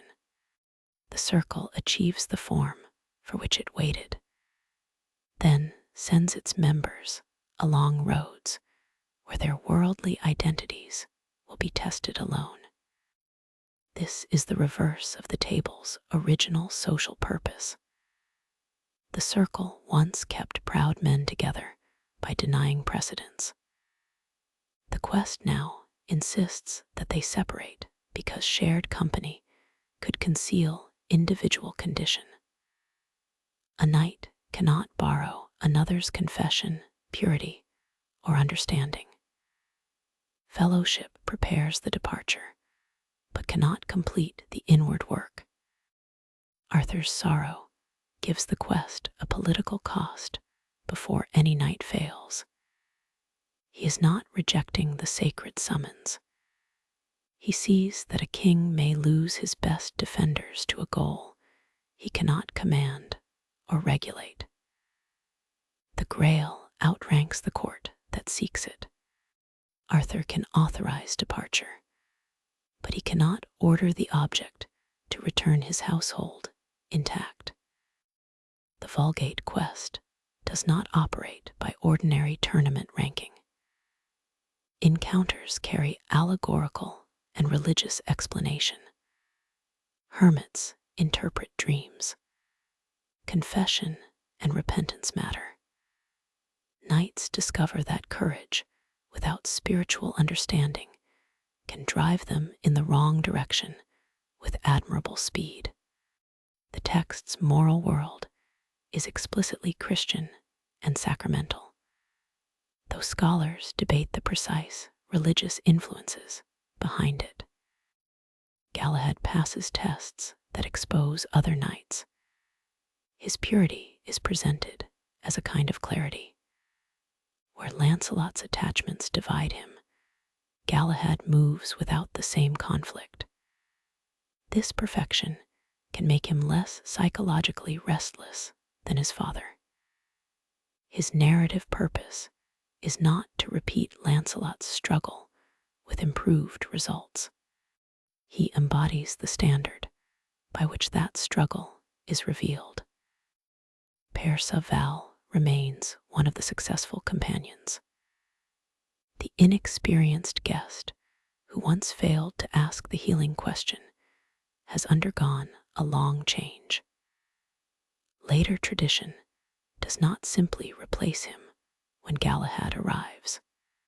He travels toward the final mystery with Galahad and Bors, bringing the older questing identity into the prose cycle's sacred conclusion. Bors supplies another kind of value. He faces choices that place competing obligations under pressure and is not presented as untouched by every human tie. Yet he persists, interprets, and survives. His survival is essential because a completed mystery without a returning witness would leave Arthur's court with only absence. Survival can seem less impressive than perfect vision, but the cycle gives it a necessary dignity. Bors must carry memory back into ordinary time. Galahad's fulfillment removes him from earthly society. Perceval's path also ends in withdrawal. Bors resumes the burden of explanation among people who did not see what he saw. His report cannot reproduce the Grail as an object in the hall. It can only preserve an account. This resembles the work of the manuscripts themselves. Readers receive testimony shaped by language, copied by people far from the imagined event.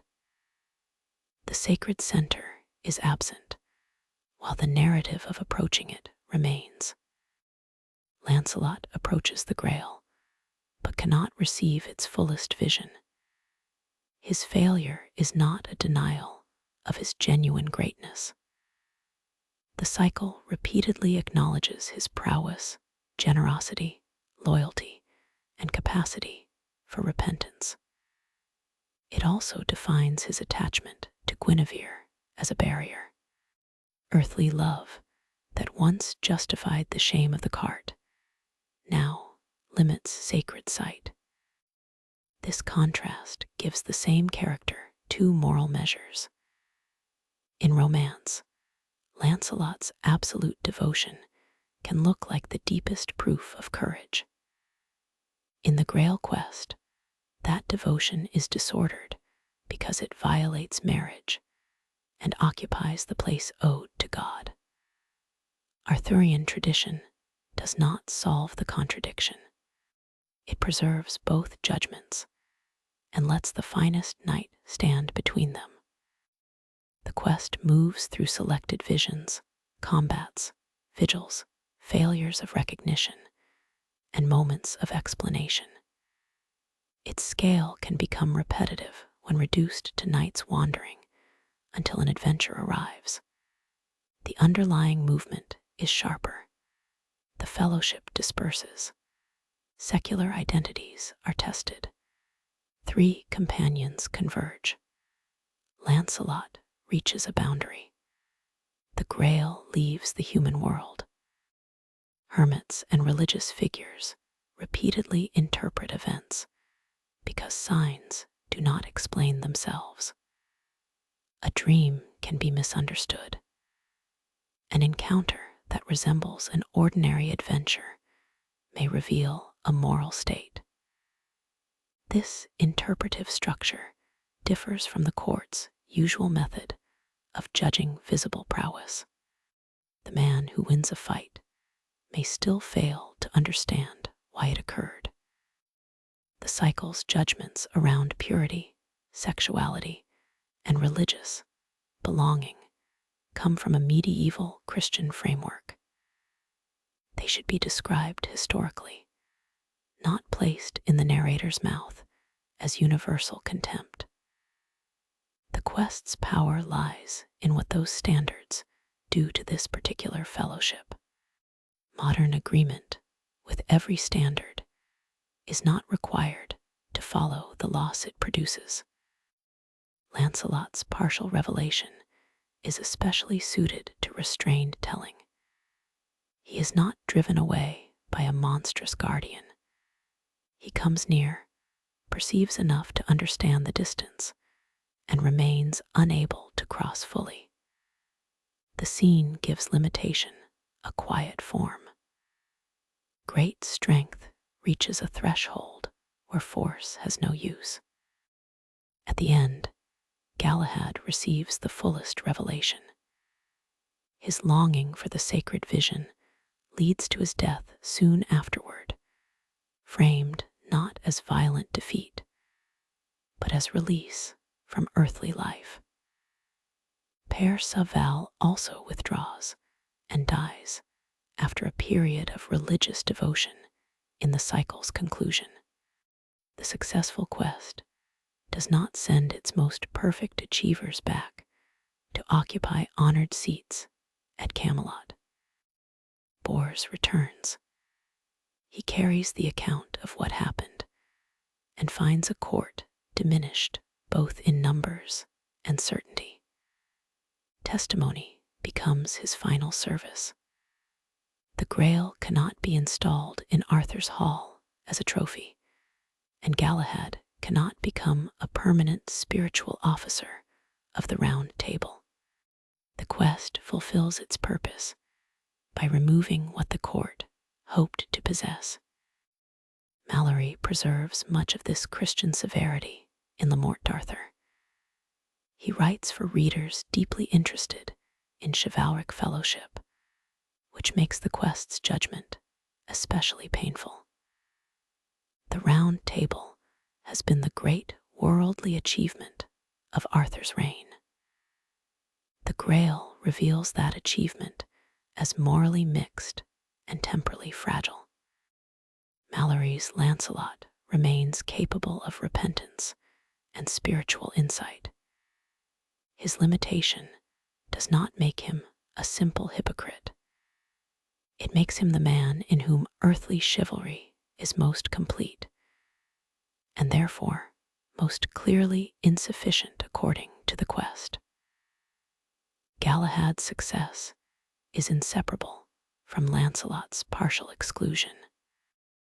Wolfram's German Perceval offers a valuable refusal of false uniformity. Its Grail is a mysterious stone that sustains its company. The wounded ruler is Anforta's, and the family histories and spiritual path differ from the French prose tradition. Wolfram names a source called Coyote, but no independent identification has settled who or what that source was. The stone is not a strange footnote to the real cup. It is evidence that medieval Grail tradition could make radically different objects and meanings central. Perceval and other works produce still other visions, some far more violent. Modern claims that the Grail was always a Celtic cauldron, always a bloodline, always one particular relic, or always coded heresy, choose one explanation by ignoring the manuscripts that refuse it. Like Geoffrey's ancient British book, Wolfram's named authority stands at the edge of verification. The authors did not necessarily use their claims in the same way, but both works could frame literary change as inherited knowledge. The alternative Grail also protects Perceval from being treated as a faulty translation of Perceval. Its family structure, spiritual emphases, and object have their own design. Arthurian Europe did not merely copy one French package into different languages. Writers adopted names and problems, then rebuilt the relations among them. The prose cycle itself survives through immense material labor. Illuminated manuscripts, such as the British Library volumes, now numbered additional 10,292 through 10,294, carry columns of interlaced narrative, painted initials, and scenes planned across many leaves. Scribes copied a world whose concurrent plots could exceed one memory. The book's size mirrors the fellowship's abundance before the quest thins it. That thinning alters the emotional temperature of the court. Some knights are dead, some have withdrawn, some return with knowledge that does not restore earlier confidence. Sacred success has not healed Arthur's political realm. It has exposed how few members can satisfy the standard placed before them. The quest also leaves Lancelot's central attachment unresolved. He has recognized its spiritual cost without simply ceasing to love Guinevere. The prose tragedy depends on that persistence. Revelation does not mechanically repair character, and confession does not prevent every repeated choice. The court resumes worldly life with its greatest fracture still inside it. The emptying table is therefore not the direct cause of the kingdom's fall. It is the quiet weakening before it. Arthur's fellowship has been scattered and judged. Its members know more about their limits, but knowledge is not unity. Old loyalties, family rivalries, and private suspicion remain. When accusation finally enters the hall, it needs no supernatural vessel. Gawain and Mordred require only watchers, proof, and a king bound to law. The sacred quest has removed Galahad from the world.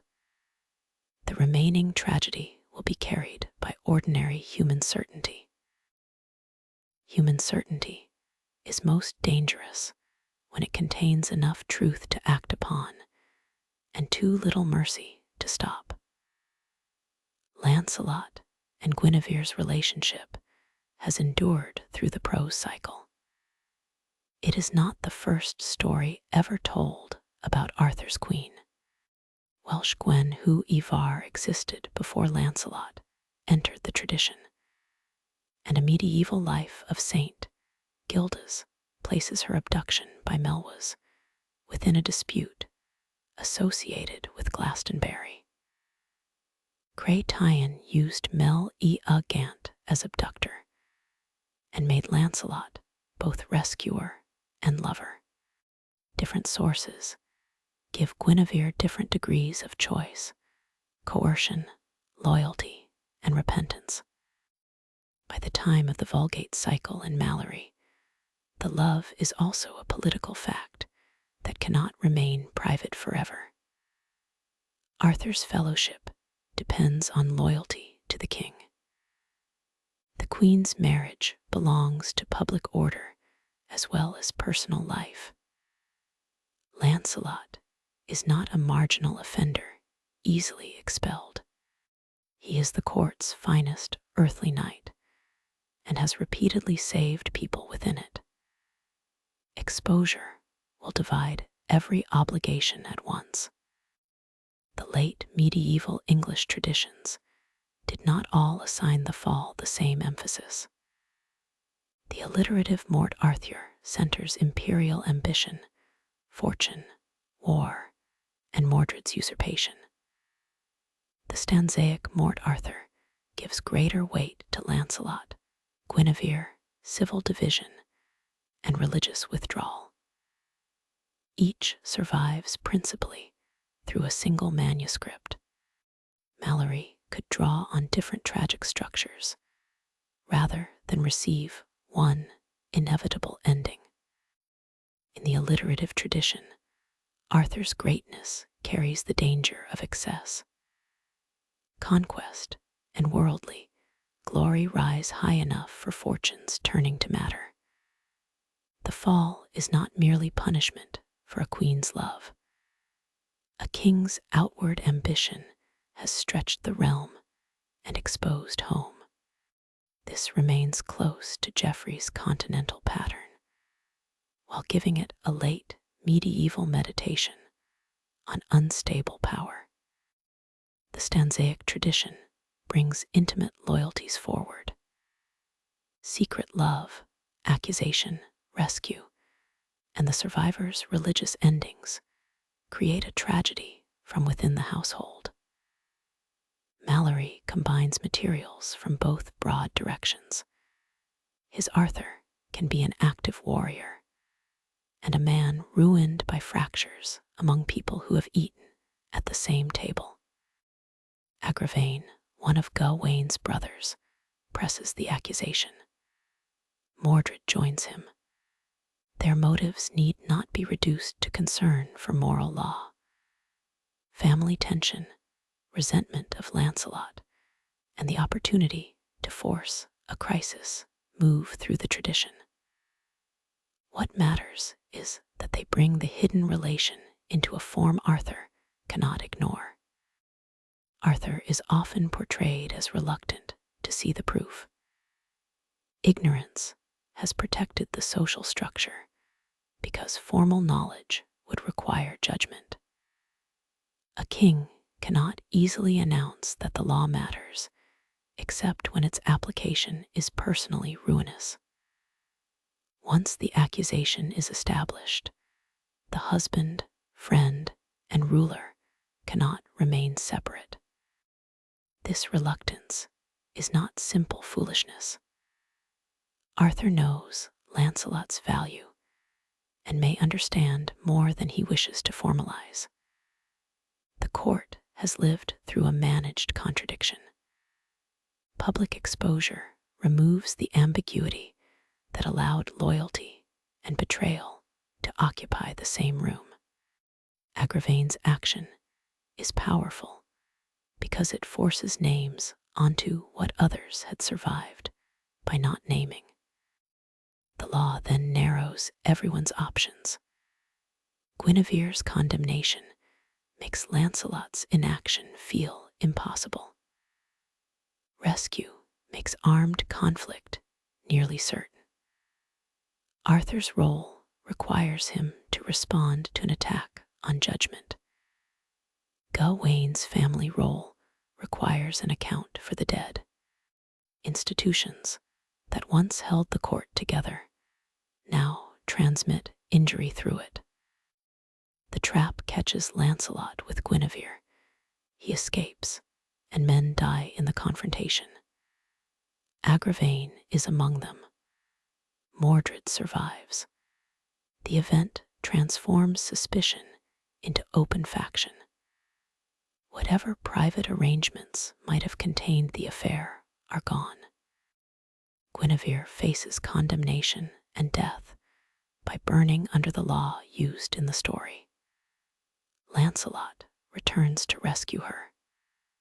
The rescue is understandable within his long devotion and catastrophic within the fellowship. In the confusion, he kills knights who stand between him and the queen, including men he did not intend or wish to destroy. Gareth and Gaheris are among the dead. Gareth, the younger brother who once endured kitchen mockery and proved himself through courteous service, is unarmed. His death matters because Gawain loves him and because Lancelot himself valued him. The loss cannot be dismissed as one more opponent fallen in a successful escape. It creates grief that apologies cannot arrange back into order. Lancelot takes Guinevere to safety. Negotiation eventually returns the queen to Arthur, but restoration of the person does not restore the fellowship. Gawain demands war against Lancelot. The knight once tested for concealing a green girdle now refuses to set aside vengeance for brothers. Different texts shape Gawain differently, yet Malory makes his grief one of the tragedy's decisive forces. Arthur follows Gawain's demand and pursues Lancelot to the continent. The decision repeats Geoffrey's dangerous pattern. The king leaves Britain, while conflict draws him across the sea. This time, the campaign is not imperial ambition against Rome. It is civil war against the man who had been his greatest knight. Lancelot resists killing Arthur and repeatedly shows regard for Gawain even while fighting him. Gawain insists on single combat and renews the encounter as his strength changes through the day. The conflict cannot produce a clean moral victor. Lancelot has caused the immediate loss through rescue, yet Gawain's refusal of settlement extends the damage. Arthur is pulled by kingship, kinship, friendship, and public shame. The old tradition of Gawain's strength increasing toward noon gives the combats a measured rhythm, though the feature is not universal across all his stories. Lancelot responds with restraint where possible, allowing the day's movement to alter the balance. Even their physical contest is governed by inherited identity. Gawain's legendary strength cannot restore his brothers, and Lancelot's mastery cannot persuade him to stop. Arthur's consent to continue the war shows the limitation of kingship. The ruler who once settled competing claims by marvel and table cannot command grief out of his nephew. He also shares the injury as husband and lord. Political calculation has little room when peace could look like indifference to betrayal and death. Mordred remains in Britain as regent. His identity has changed greatly since the early annal merely said that Arthur and Medwright fell at Camlann. Geoffrey made him Arthur's nephew, entrusted with kingdom and queen. Later prose traditions make him Arthur's son through an incestuous union with a sister or half-sister. Details of the mother, Arthur's knowledge, and the circumstances vary. The later parentage turns political betrayal into a family wound present from birth. It also generates prophecy. In Malory, Arthur hears that a child born around May Day will destroy the realm, and orders infants of that time sent away to die. The attempt fails, and Mordred survives.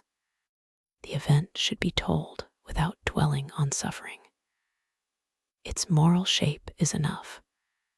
Fear of a foretold destroyer leads the king to commit an act that damages his claim to innocence.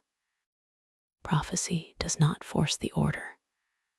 Arthur chooses a cruel means of prevention, nor does Mordred's birth remove later choice.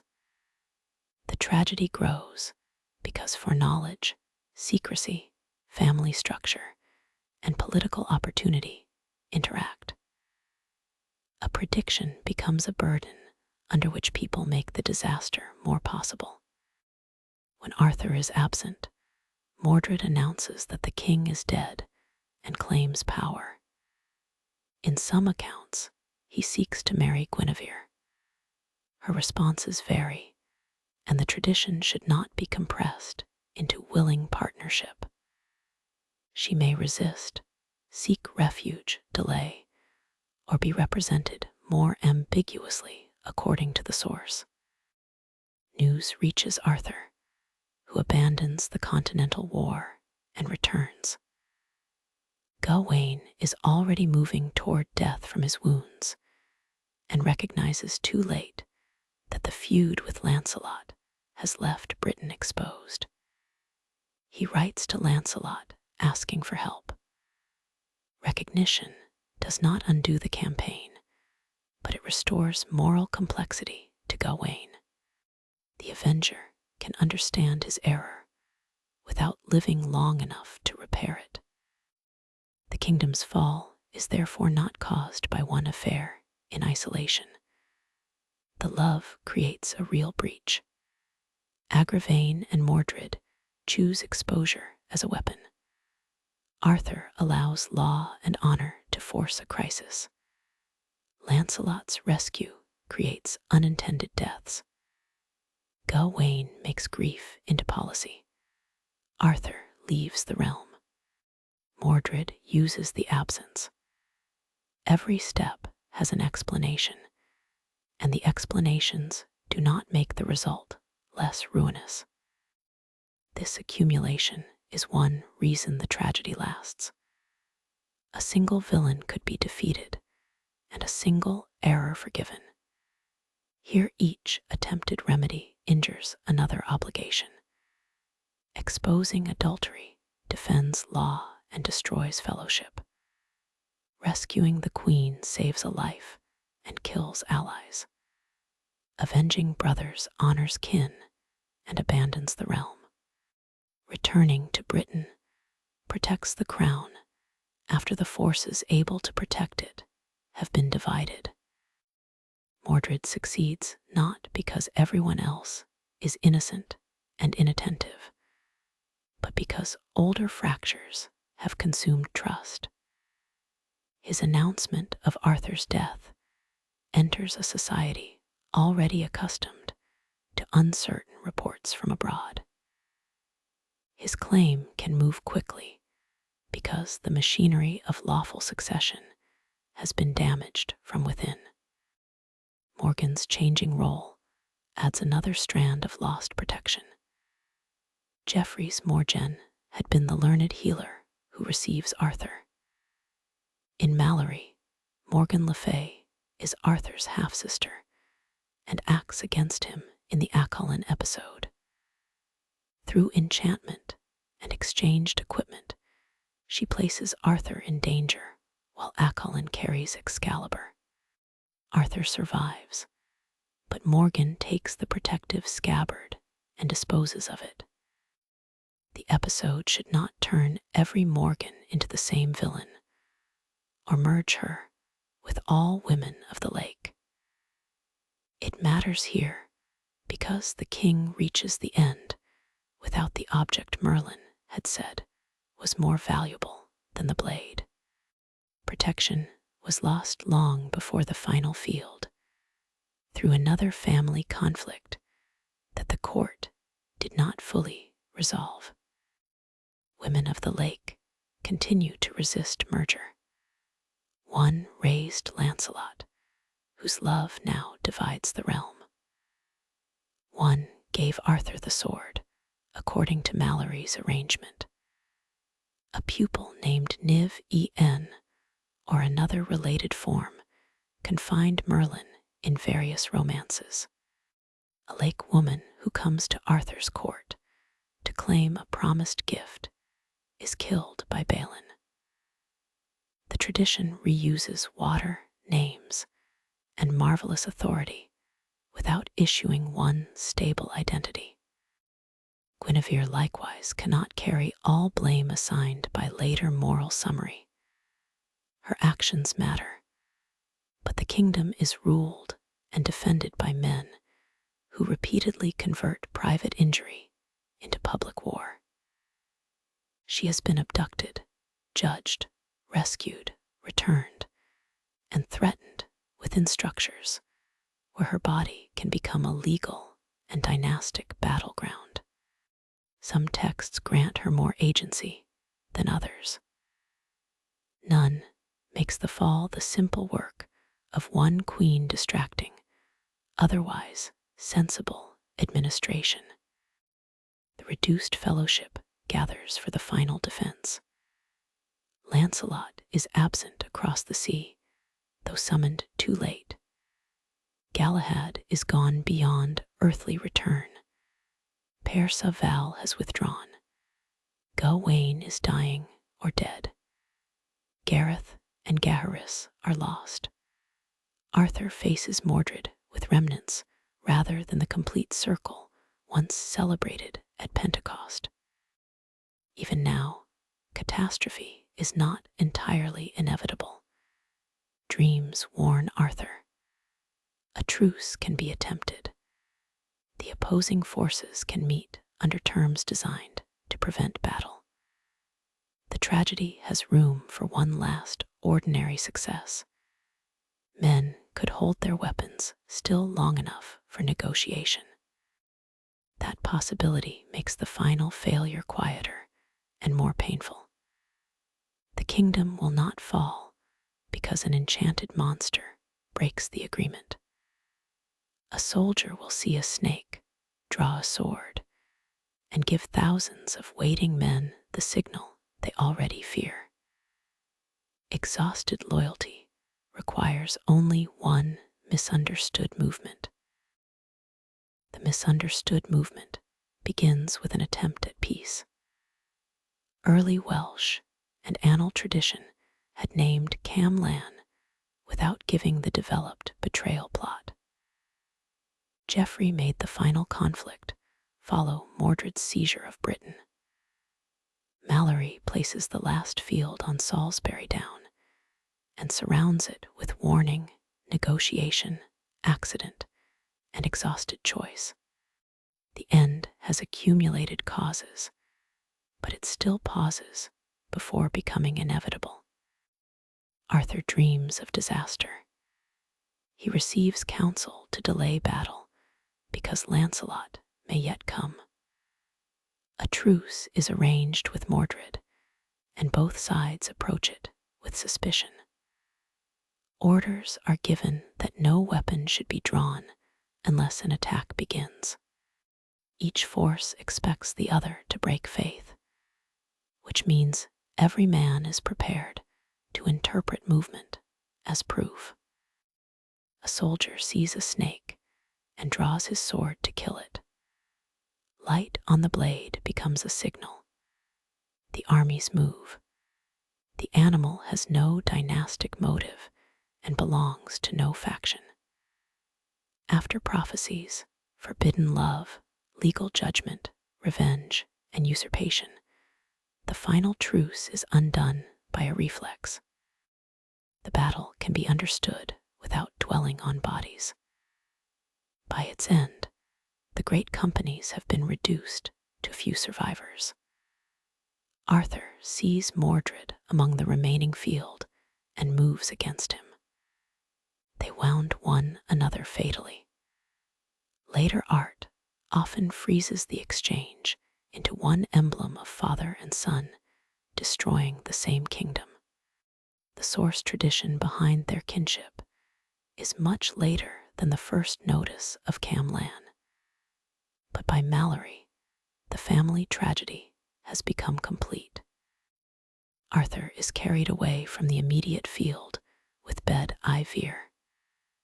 This is the later form of Bedwere, one of the companions already named in Welsh heroic tradition. Earlier stories gave him a place among Arthur's company. The ending gives him a task that no army can perform. Arthur tells Bedivere to take Excalibur to the water and throw it in. Bedivere goes, sees the sword's rich fittings, and cannot bring himself to discard it. He hides the weapon and returns. Arthur asks what he saw. Bedivere gives a report that reveals he did not obey, because nothing unusual happened. The question gives Arthur a way to test obedience without following him. Bedivere does not merely have to say that the task is finished. He must report what the water did.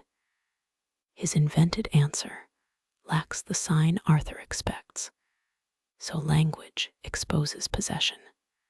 The king, who was once recognized by drawing a sword, now recognizes truth through the account of one being thrown away. Bedivere's delay also allows the object's separate histories to gather for a moment. The blade bears the famous name, but behind it stand Cal Ed Volk, Cal I Burnus, the succession weapon, the lake gift, and the stolen scabbard. Not every version joins them. Malory's ending gives the accumulated sword one final ceremony, and modern memory often folds all the earlier layers into the same reflected metal.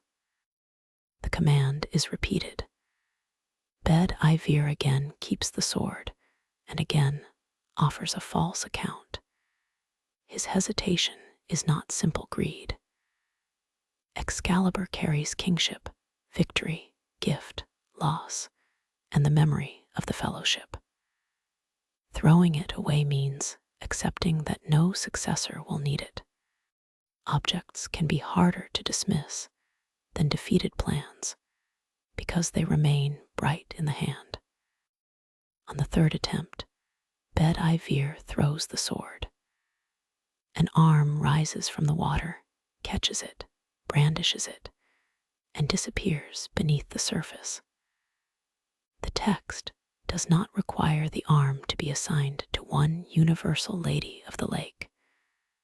The women attached to lakes and swords vary across sources.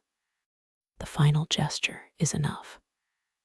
The gift is received back into the marvelous place from which this version of the weapon came. The 3 attempts answer other Arthurian tests.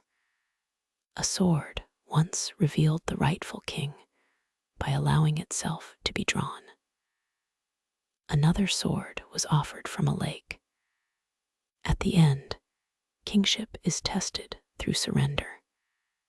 Bedivere must act without preserving a useful relic for the next court. He succeeds only after giving up the demand that such an object remain in human custody. The water provides no explanation. The arm does not deliver a speech about rightful ownership. It performs a measured movement and vanishes. After the long Grail interpretations and the prophecies that burdened Arthur's reign, the last marvel is almost free of commentary. Bedivere sees enough to know that the command has reached its destination. This restraint keeps the event from becoming a contest between named enchantresses. A particular adaptation may identify the receiver, but the broad tradition does not supply one stable woman responsible for every lake episode. The unknown arm belongs to the boundary itself, where royal history gives the object back to marvel. When Bedivere returns with the true report, Arthur is taken toward the water. A barge waits with mourning women and queens. A Morgan figure is often understood among them, which places the healer and adversary roles close together once more. The women receive Arthur and carry him away. Avalon has returned after a long absence. Geoffrey sent the wounded king there for treatment. His Vita Merlini described an island of apples under the learned Mordred and her sisters. Was preserved the Breton hope of return. La Yamun had Arthur promise to come again after healing. Malory inherits destination, uncertainty, and loss without turning them into one clear medical report. Bedivere watches the barge move away and then enters a religious life. The last loyal companion cannot follow to the island. His future belongs to prayer, memory, and an ordinary shore. The distance matters. Avalon is available to the wounded king and inaccessible to the witness who obeyed him. His survival gives the scene a human remainder. If everyone vanished, departure would become pure enchantment. Bedivere must walk away from the shore and inhabit the time after Arthur. He can remember the false reports, the final command, and the barge, but cannot verify what happened beyond the water. Later storytellers and institutions occupy the same position. They inherit testimony from the shore. Some emphasize healing, some burial, some promised return. None boards the vessel to supply an agreed account from Avalon. The destination remains defined by distance. Reports of Arthur's burial complicate departure. Malory includes signs that may point toward a tomb, while also acknowledging that people say Arthur did not die and will return. The famous language of the once and future king belongs to a long transmission of return belief and epitaph, not to every early source. Uncertainty is preserved rather than solved. Guinevere withdraws into religious life. When Lancelot returns too late to save the kingdom, the old relationship cannot simply resume. He visits her, but she refuses a renewed earthly life and turns toward repentance. The queen who had been abducted, loved, accused, rescued, restored, and threatened, leaves political identity behind. Lancelot also renounces arms and enters a religious existence. Other surviving knights become hermits or clergy. They bury companions and care for one another as the martial world contracts. This is not political restoration. Camelot does not reopen under improved management. The men most capable of winning combat discover that there is no kingdom left for combat to repair. The work of burial reverses the fellowship's earlier movement. Knights once rode out seeking adventures that would return as honor. Survivors now move among the dead, identify companions, and perform obligations that produce no new reputation. Care replaces display. The reduced community is held together by memory, rather than oath-taking at a full table. Guinevere's death and Lancelot's later death are treated within this religious aftermath. The old lovers are not rewarded with a private kingdom outside Arthur's law. Their separation remains. Repentance gives shape to the ending without pretending that spiritual withdrawal restores those harmed by their choices. Lancelot's companions carry him to burial, and the fellowship's last bonds become funerary. Bors, who once returned from the Grail as witness, belongs among the men able to remember both sacred quest and civil ruin. Reporting, burying, and praying are the final services left to knights whose titles once promised action. Malory's ending is filled with departures from role. A king becomes a wounded passenger. A queen becomes a religious penitent. The finest knight sets weapons aside. A courtly company becomes a small group of mourners. The movement lowers the story's scale without pretending that loss feels comforting. The final uncertainty also keeps several source traditions beside one another. A grave may be known, and the king may have gone to Avalon. An epitaph may call him past and future. A Breton hope may remain even when a monastery claims bones. Medieval readers did not always require these signs to be reconciled into one physical itinerary. Camlann itself remains geographically uncertain. The name belongs to early Welsh memory, but proposed sites do not produce consensus. Malory's Salisbury setting draws the end into another literary geography. As with Bay Dun, a precise point on a modern map can create confidence the sources do not supply. The Annals' spare line and Malory's large tragedy perform different work. The Annal links Arthur and Med right in death. Malory explains the field through decades of prophecy, family, love, law, and grief. Neither can be used as a contemporary report of a 6th century battle. Both are evidence for the meanings their traditions gave the end. One meaning is contingency.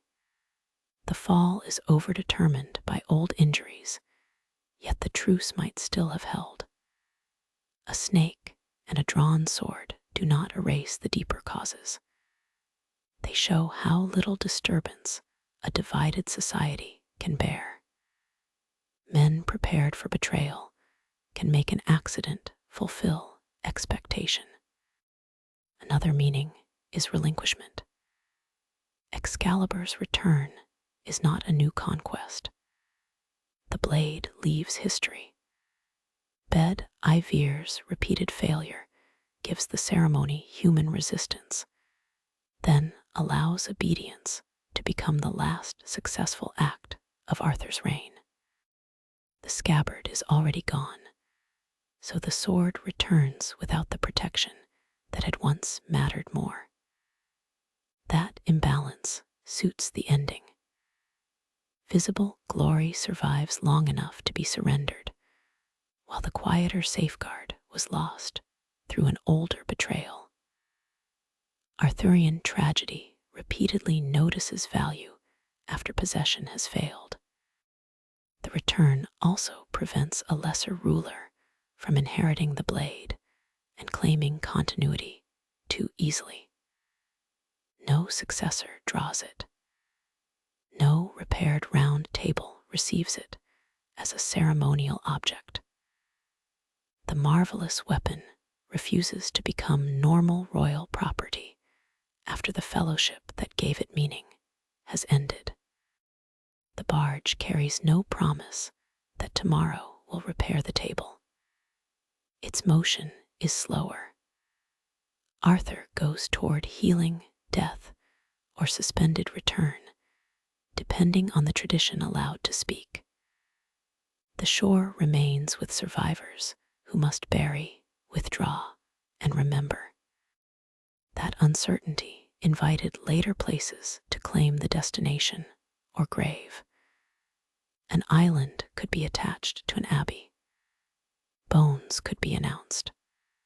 A table could be built, painted, and displayed as though the fellowship had left furniture behind.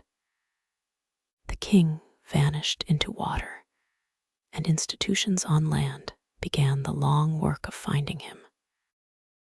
Finding Arthur became especially useful when a place needed an ancient story. Avalon was never a stable coordinate. Geoffrey made it the island where the wounded king was taken. His island of apples belonged to healing and learned women. Welsh forms and words associated with apples invite comparison, but the exact etymology and direction of borrowing remain debated. Literary distance is more secure than a pin on a map. Was knew a Breton expectation that Arthur would return. La Yamun let the king promise it. Welsh grave poetry kept the burial unknown. Malory placed tomb, epitaph, barge, and hope beside one another.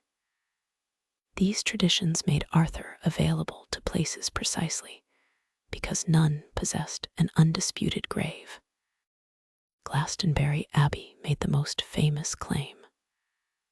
A fire in 1184 devastated the abbey and forced a difficult rebuilding.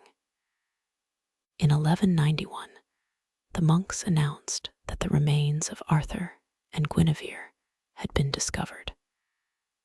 The timing does not by itself prove a secret plan, but the institutional setting matters. A damaged abbey needed resources, prestige, pilgrims, and a strong account of its antiquity. Gerald of Wales wrote about the discovery. His reports describe a deep burial, a hollowed oak, unusually large bones, the remains of a woman, and a lead cross bearing an inscription.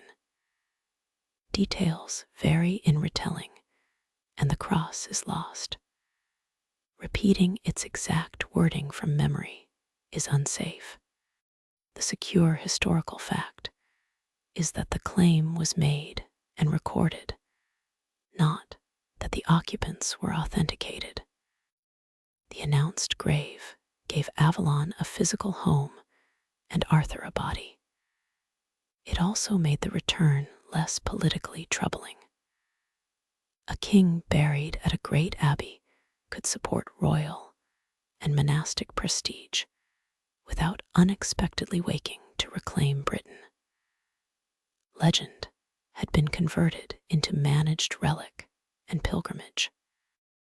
In 1278, Edward I and Queen Eleanor attended a ceremonial reburial of the supposed remains. The act carried religious, dynastic, and political meaning, especially in relation to Edward's power and Wales. Royal presence did not transform the bones into scientific proof. It transformed the claim into public memory, backed by ceremony. The proper response is neither authentication nor easy mockery. Medieval institutions acted within different habits of evidence, relic, tradition, and authority. The Glastonbury story reveals how a community after disaster could bind local sacred history to a famous king. Archaeological reassessment helps explain the construction of that identity without requiring one documented conspiracy meeting. Pilgrimage depended on stories attached to place. A grave could draw visitors, gifts, prayer, and royal attention while placing the abbey inside Britain's legendary history. The claim, therefore, had practical consequences, whether or not the bones belonged to the people named. Belief moved bodies along roads and money into rebuilding. A literary island became part of institutional economy. The Lost Cross illustrates the limits of later certainty. Writers report an inscription, but the physical object cannot be examined with modern methods. Versions of its wording differ, and famous phrases have been attached to it carelessly. The responsible account preserves the report and its influence, while refusing to make a missing artifact say more than the witnesses allow. The reburial under Edward did another kind of work. Ceremony placed royal authority beside monastic memory. Arthur could be honored as ancient predecessor, while Edward's present rule appeared to stand in continuity with him. In a period of conflict involving Wales, a safely reburied British king carried meanings beyond devotion. Edward's reign also produced another material Arthur.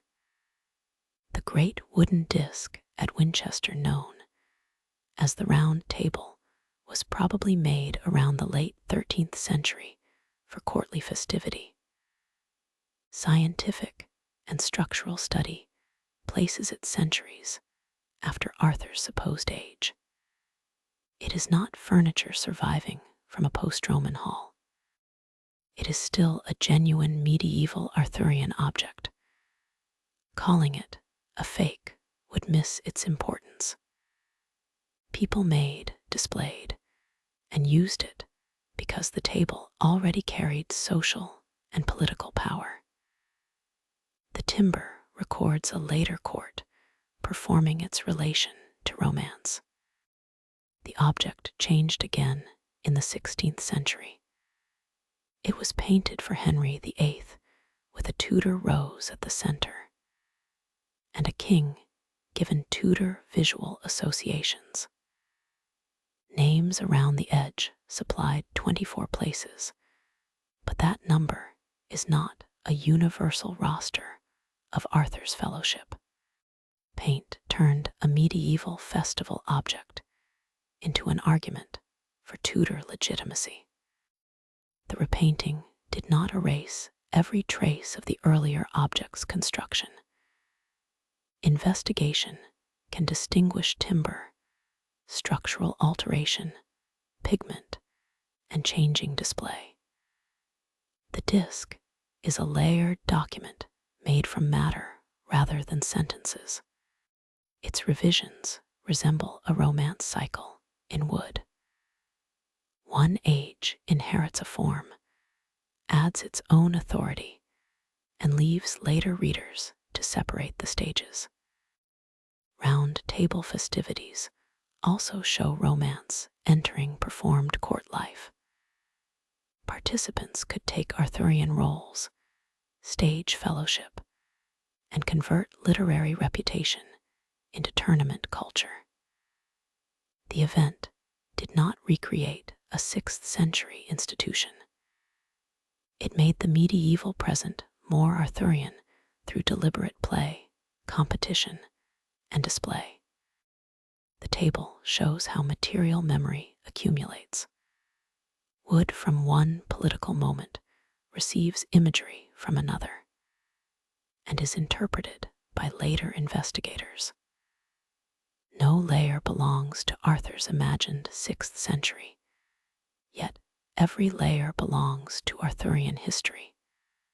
The distinction between evidence for the king and evidence for belief is essential.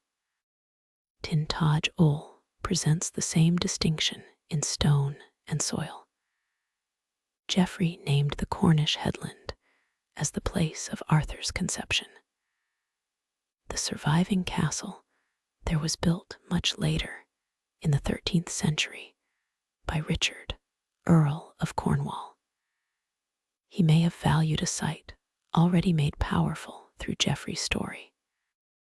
Archaeology has established that Tintagel held a high-status settlement in the 5th to 7th centuries.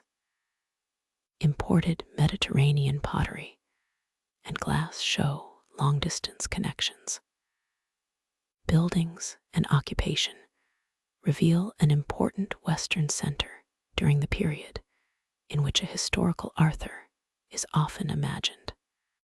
The imported material complicates the old picture of an isolated, uniformly ruined Britain. Goods traveled across water from distant regions. Elite households at the headland could participate in exchange networks after Roman administration ended. This makes the real site more interesting than a generic misty castle, even though it does not supply the legendary resident most visitors expect. The medieval castle likewise matters without being ancient Arthurian masonry. Richard's building used a difficult and dramatic headland, whose literary association offered value beyond military convenience. Architecture followed story. The ruins now combine occupation from Arthur's imagined period, construction inspired by later legend, and modern expectation in one place. This does not prove that Arthur lived or was conceived there. The archaeology is valuable without the name. An inscribed stone, sometimes called the Artognou stone, attracted claims through a superficial resemblance.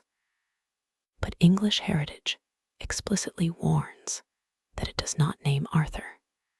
A real elite settlement and a later literary association can occupy the same headland without becoming one fact. South Cadbury offers another plausible setting that should not be promoted into an identification. Cadbury Castle is a major hill fort with evidence of refortification in the late 5th or 6th century. Archaeology found signs of a large hall and imported goods. The site gives a concrete model for elite power after Rome. A local association with Camelot was recorded by John Leland in the 16th century, and 20th century excavation made the phrase Cadbury Camelot famous. The evidence supports an important center. It does not preserve the name of its ruler or court. Archaeology can show what a stronghold might have looked like, while declining the casting decision. The large hall helps replace fantasy architecture with a plausible image of elite gathering. Timber, earthwork, reused defense, storage, craft, animals, and imported vessels belong to a post-Roman center. Stone keeps, late medieval plate armor, and tournament galleries belong mainly to the centuries that wrote and pictured later romance. The legend's imagined setting and its literary costume should not be collapsed. Excavation itself becomes part of reception. Trenches, reports, dating, and public names influence how a site is remembered. The phrase Cadbury Camelot can out-travel the cautious conclusion beneath it. Archaeological authority is easily borrowed by a claim, even when the actual report preserves uncertainty. Caerleon begins with Roman grandeur. The legionary fortress of Isca left substantial remains, including an amphitheater later imagination could call a round table. Geoffrey used the city of the legions for Arthur's great crowned court. The surviving Roman material explains why the place could attract a royal legend. It does not establish continuous occupation by Arthur's household. A visible ruin can inspire a story because it seems too grand for ordinary forgetting. Later observers supplied names to bridge the distance between fallen architecture and local memory. The amphitheater's curved seating made the round table comparison especially inviting. Yet, resemblance of shape is not continuity of function. Roman soldiers and townspeople used the structure centuries before Wass's earliest surviving named table. The later nickname reveals imagination working with visible form, not a forgotten chivalric floor plan. Caerleon demonstrates why Geoffrey's geography could persuade. An author seeking a great ancient court did not need to invent all its grandeur. Roman remains offered scale, while narrative supplied the king. The resulting association could feel rooted even though its roots belonged to different centuries. Stonehenge carries an even greater chronological distance. The monument was already ancient long before Geoffrey wrote that Merlin brought the giant's dance from Ireland. The story is the earliest surviving legend of Merlin moving the stones. Medieval manuscript images show the tale's visual life. They do not show archaeological memory passed down from the builders. Each site produces a reversal. Glastonbury has a named grave, but unauthenticated occupants. Winchester has a real round table that is far too late. Tintagel has the right broad period and later castle, but no Arthur. South Cadbury has a refortified elite centre, but no Camelot inscription. Caerleon has grand remains from the wrong imperial century. Stonehenge has immense stones and a medieval explanation made thousands of years afterward. These reversals are not failures. They replace the narrow hunt for proof with the history of what people needed the claims to do.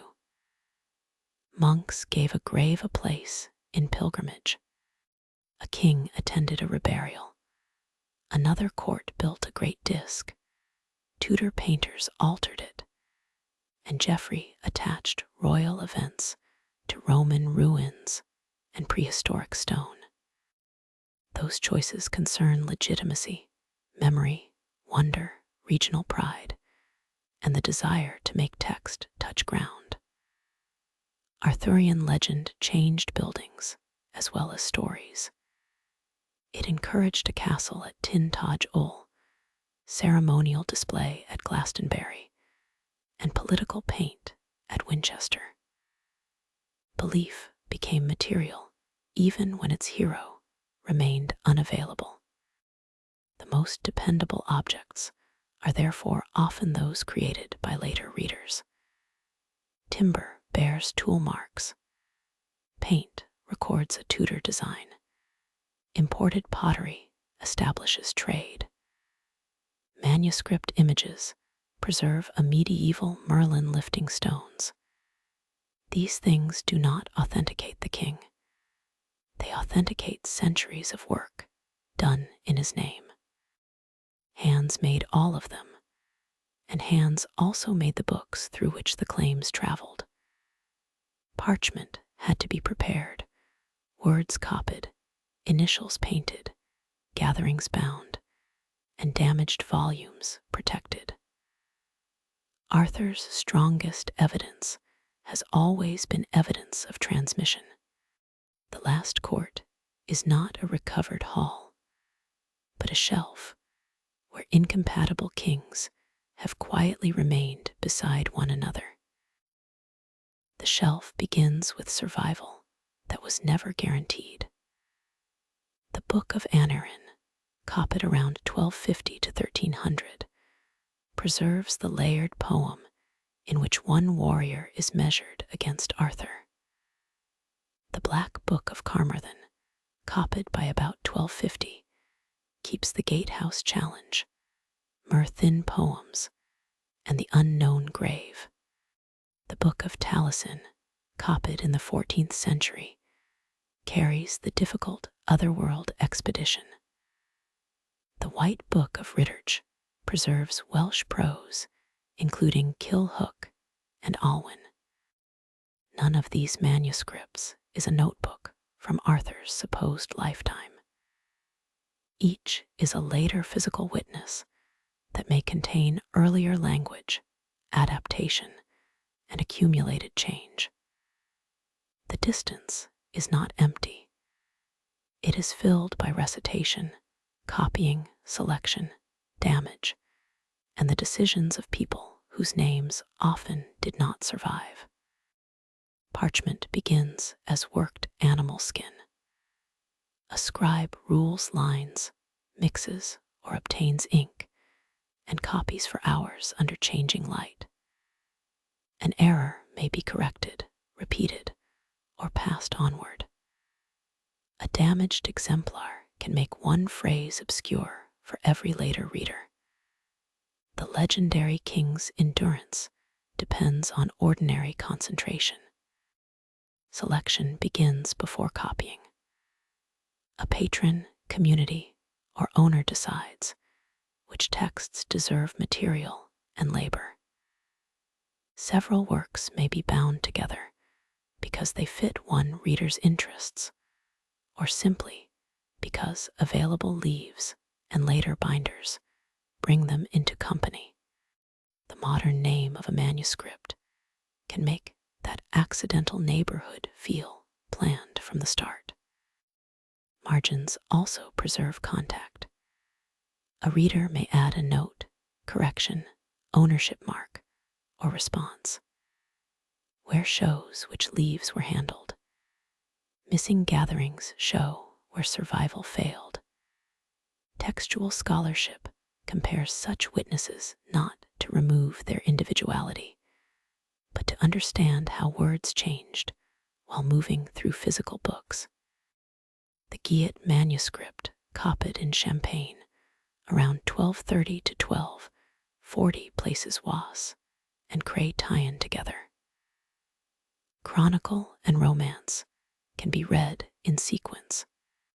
Arthur the Conqueror, Arthur the Host, Lancelot in the Cart, Yvain with his promise, and Perceval before the procession occupy the same material inheritance without forming one seamless plot. The great Lancelot Grail manuscripts required even more coordination. Long prose cycles spread across volumes. Rubrics, initials, columns, and painted scenes help readers move through interlaced adventures. A scribe might copy events involving characters who disappear for many leaves before returning. The structure asks material memory to support narrative memory. Cottonero a 10, Part 2, uniquely preserves Sir Gawain and the Green Knight with 3 other poems. One surviving copy carried the Green Knight's game through centuries. If that book had been lost, modern accounts of Gawain would lack one of his most subtle tests. Literary importance is often what happens after chance has finished making its selections. The cotton fire that damaged one La Yamun manuscript shows the opposite possibility. In 1731, flames at Ashburnham House harmed or destroyed parts of a major collection. Burned edges and darkened leaves became part of textual history. The king who survived Camlann in uncertain form could still be lost to heat, water, careless storage, or a binding that failed. Sir Thomas Malory completed his great English synthesis around 1469 or 1470, according to the ending of the work. The likely author is Thomas Malory of Newbold Revel, identified through records and textual clues. The case is strong, but not equivalent to a modern signed biography. The writer's own troubled circumstances have often attracted attention, yet they should not be used to turn every scene into confession. Malory wrote near the end of the manuscript age and close to English printing's beginning. His work, therefore, stands across 2 forms of transmission. The Winchester Witness preserves one arrangement, while Caxton's edition makes editorial and commercial choices for print. The movement from copied book to movable type did not freeze the text.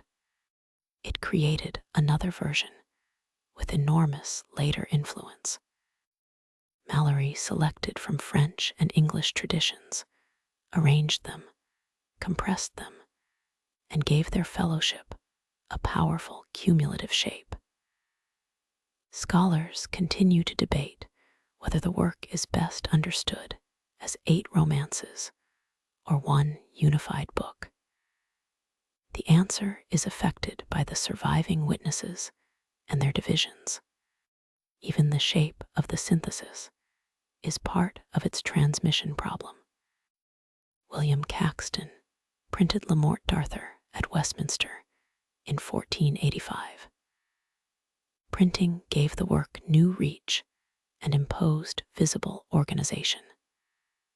Caxton divided it into books and chapters and wrote a preface framing Arthur for his readers. Those divisions should not be casually assigned to Malory himself. Only 2 copies of Caxton's edition survive, one at the Morgan Library and one at the John Rylands Library. Print can create many near-identical copies, but it does not promise that many will endure. Paper is still vulnerable, and old books are useful to people who may not know they are holding one of 2. Caxton addressed readers who could value stories of noble conduct while also wondering whether Arthur had truly lived. His framing participates in the old tension between history and romance. Printing did not settle it. The press gave uncertainty a more durable and repeatable page. Chapter divisions also influence memory. A heading tells a reader where one action ends and another begins. Malory's interwoven rise and fall can feel like a sequence of fixed episodes because Caxton's organization became familiar. Editorial structure quietly becomes part of the legend. For nearly 450 years, Caxton's print shaped knowledge of Malory without the different Winchester manuscript. That manuscript was recognized in 1934. Its wording and divisions differ from the printed edition. The discovery changed editorial understanding by revealing that Caxton was not a transparent window onto the only surviving text. Ink offsets connect the Winchester manuscript physically with Caxton's workshop, but the exact relationship remains debated. Caxton may have used it, a related copy, or another edited exemplar. The smudges and transferred letters provide contact without complete explanation. Once again, an object comes very close to answering and stops politely before certainty. Caxton's print also helped make Malory a foundation for later composite Arthur. The sword test, like Sword, Round Table, Lancelot and Guinevere, Grail Quest, Civil Fracture, Returning Sword, and Uncertain King could be encountered within one large English work. Material drawn from centuries of separate development began to feel like the legend in singular form. Rulers had already used Arthur before print. Plantagenet kings could claim a prestigious British past, sponsor round table festivities, and attend the supposed grave. Tudor genealogy drew authority through ancient British rulers. Henry VIII's repainted table placed the Tudor rose inside Arthur's circle. Legend became an argument that present monarchy had inherited very old permission. Later writers inherited both the permission and the ruin. Alfred Tennyson published the sequence called Idylls of the King across the 19th century, using Arthur's fellowship to examine moral authority, marriage, doubt, and social decay. His Camelot speaks to Victorian concerns while depending heavily on Malorian matter. Artists associated with medieval revival chose moments of waiting, enclosure, sleep, water, fatal messages, and departure. William Morris, Edward Burne-Jones, Dante Gabriel Rossetti, Julia Margaret Cameron, and John William Waterhouse helped give modern viewers an Arthurian Middle Ages rich in fabric. Still rooms, flowers, armor, and troubled water. These images often lower the noise of battle and concentrate on consequence. A woman waits within a room. A boat loosens from shore. A message arrives too late. Such choices helped make Arthurian legends suitable for reflection as well as spectacle. They also gave modern audiences a visual vocabulary that can be mistaken for the medieval texts themselves. Waterhouse's Lady of Shalott, painted in 1888, follows Tennyson's transformation of the Elaine of Astolat tradition. A figure peripheral to many medieval summaries became one of the best-known Arthurian images. Reception changes prominence. The knight with the longest medieval prose history does not automatically receive the painting everyone remembers. Mark Twain's A Connecticut Yankee in King Arthur's Court, published in 1889, used Camelot for satire. Technology, hierarchy, violence, reform, and confidence in progress become targets. Twain's court is evidence for 19th century argument, not for medieval machinery or politics. The anachronism is the method. In the 20th century, T.H. White's The Once and Future King returned to Malory through childhood, education, power, and remorse. Arthur becomes a pupil trying to understand the misuse of force. The modern title makes the return formula familiar, while the story looks backward through a king who cannot educate violence out of his realm. Later novels, theater, comics, films, and games continue to combine layers. A modern Arthur may draw the sword from Robert's tradition, receive Excalibur from Malory's lake, live in Cray Tyen's Camelot, love or lose a queen shaped by French prose, seek the Christianized Grail, and depart through Geoffrey's Avalon. Psychological motives from the present hold the package together. Such a composite can be artistically coherent.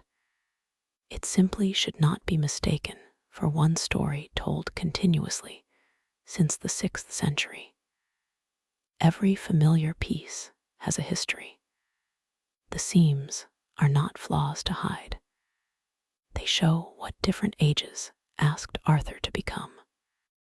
For Welsh poets, he could measure valor and lead a marvelous company.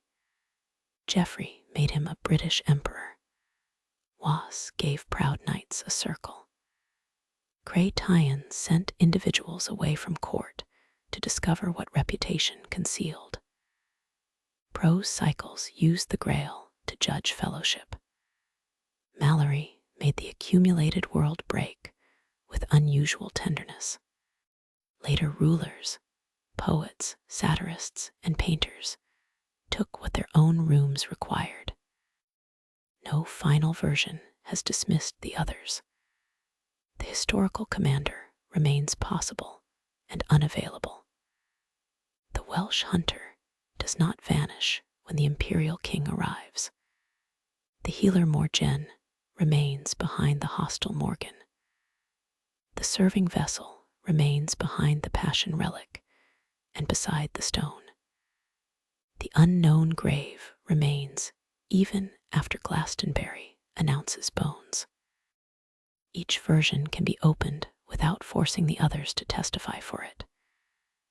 Their disagreements preserve the choices of authors, patrons, scribes, rulers, and readers. Agreement would give one stable kingdom. Difference gives the longer and more truthful history of how that kingdom was imagined. The quiet consequence is a library rather than a solved kingdom. One book closes with Arthur carried away. Another promises return. Another leaves a grave unnamed. A printed page gives chapters where a manuscript gives different divisions. Paint settles over old timber, and a modern reader can still find the earlier wood beneath it. At the end of the working day, a scribe once put down a pen without knowing which page would survive. Centuries later, a librarian closed a damaged binding, a printer stacked sheets, or a reader returned a volume to its place. Arthur waited in those ordinary pauses more securely than in any authenticated tomb. The water beyond the last field remains still. Excalibur has gone beneath it, the barge has passed from shore, and no fixed date has been left for a return. The king rests where legend has kept him, between an island that cannot be mapped and a book that can always be opened again.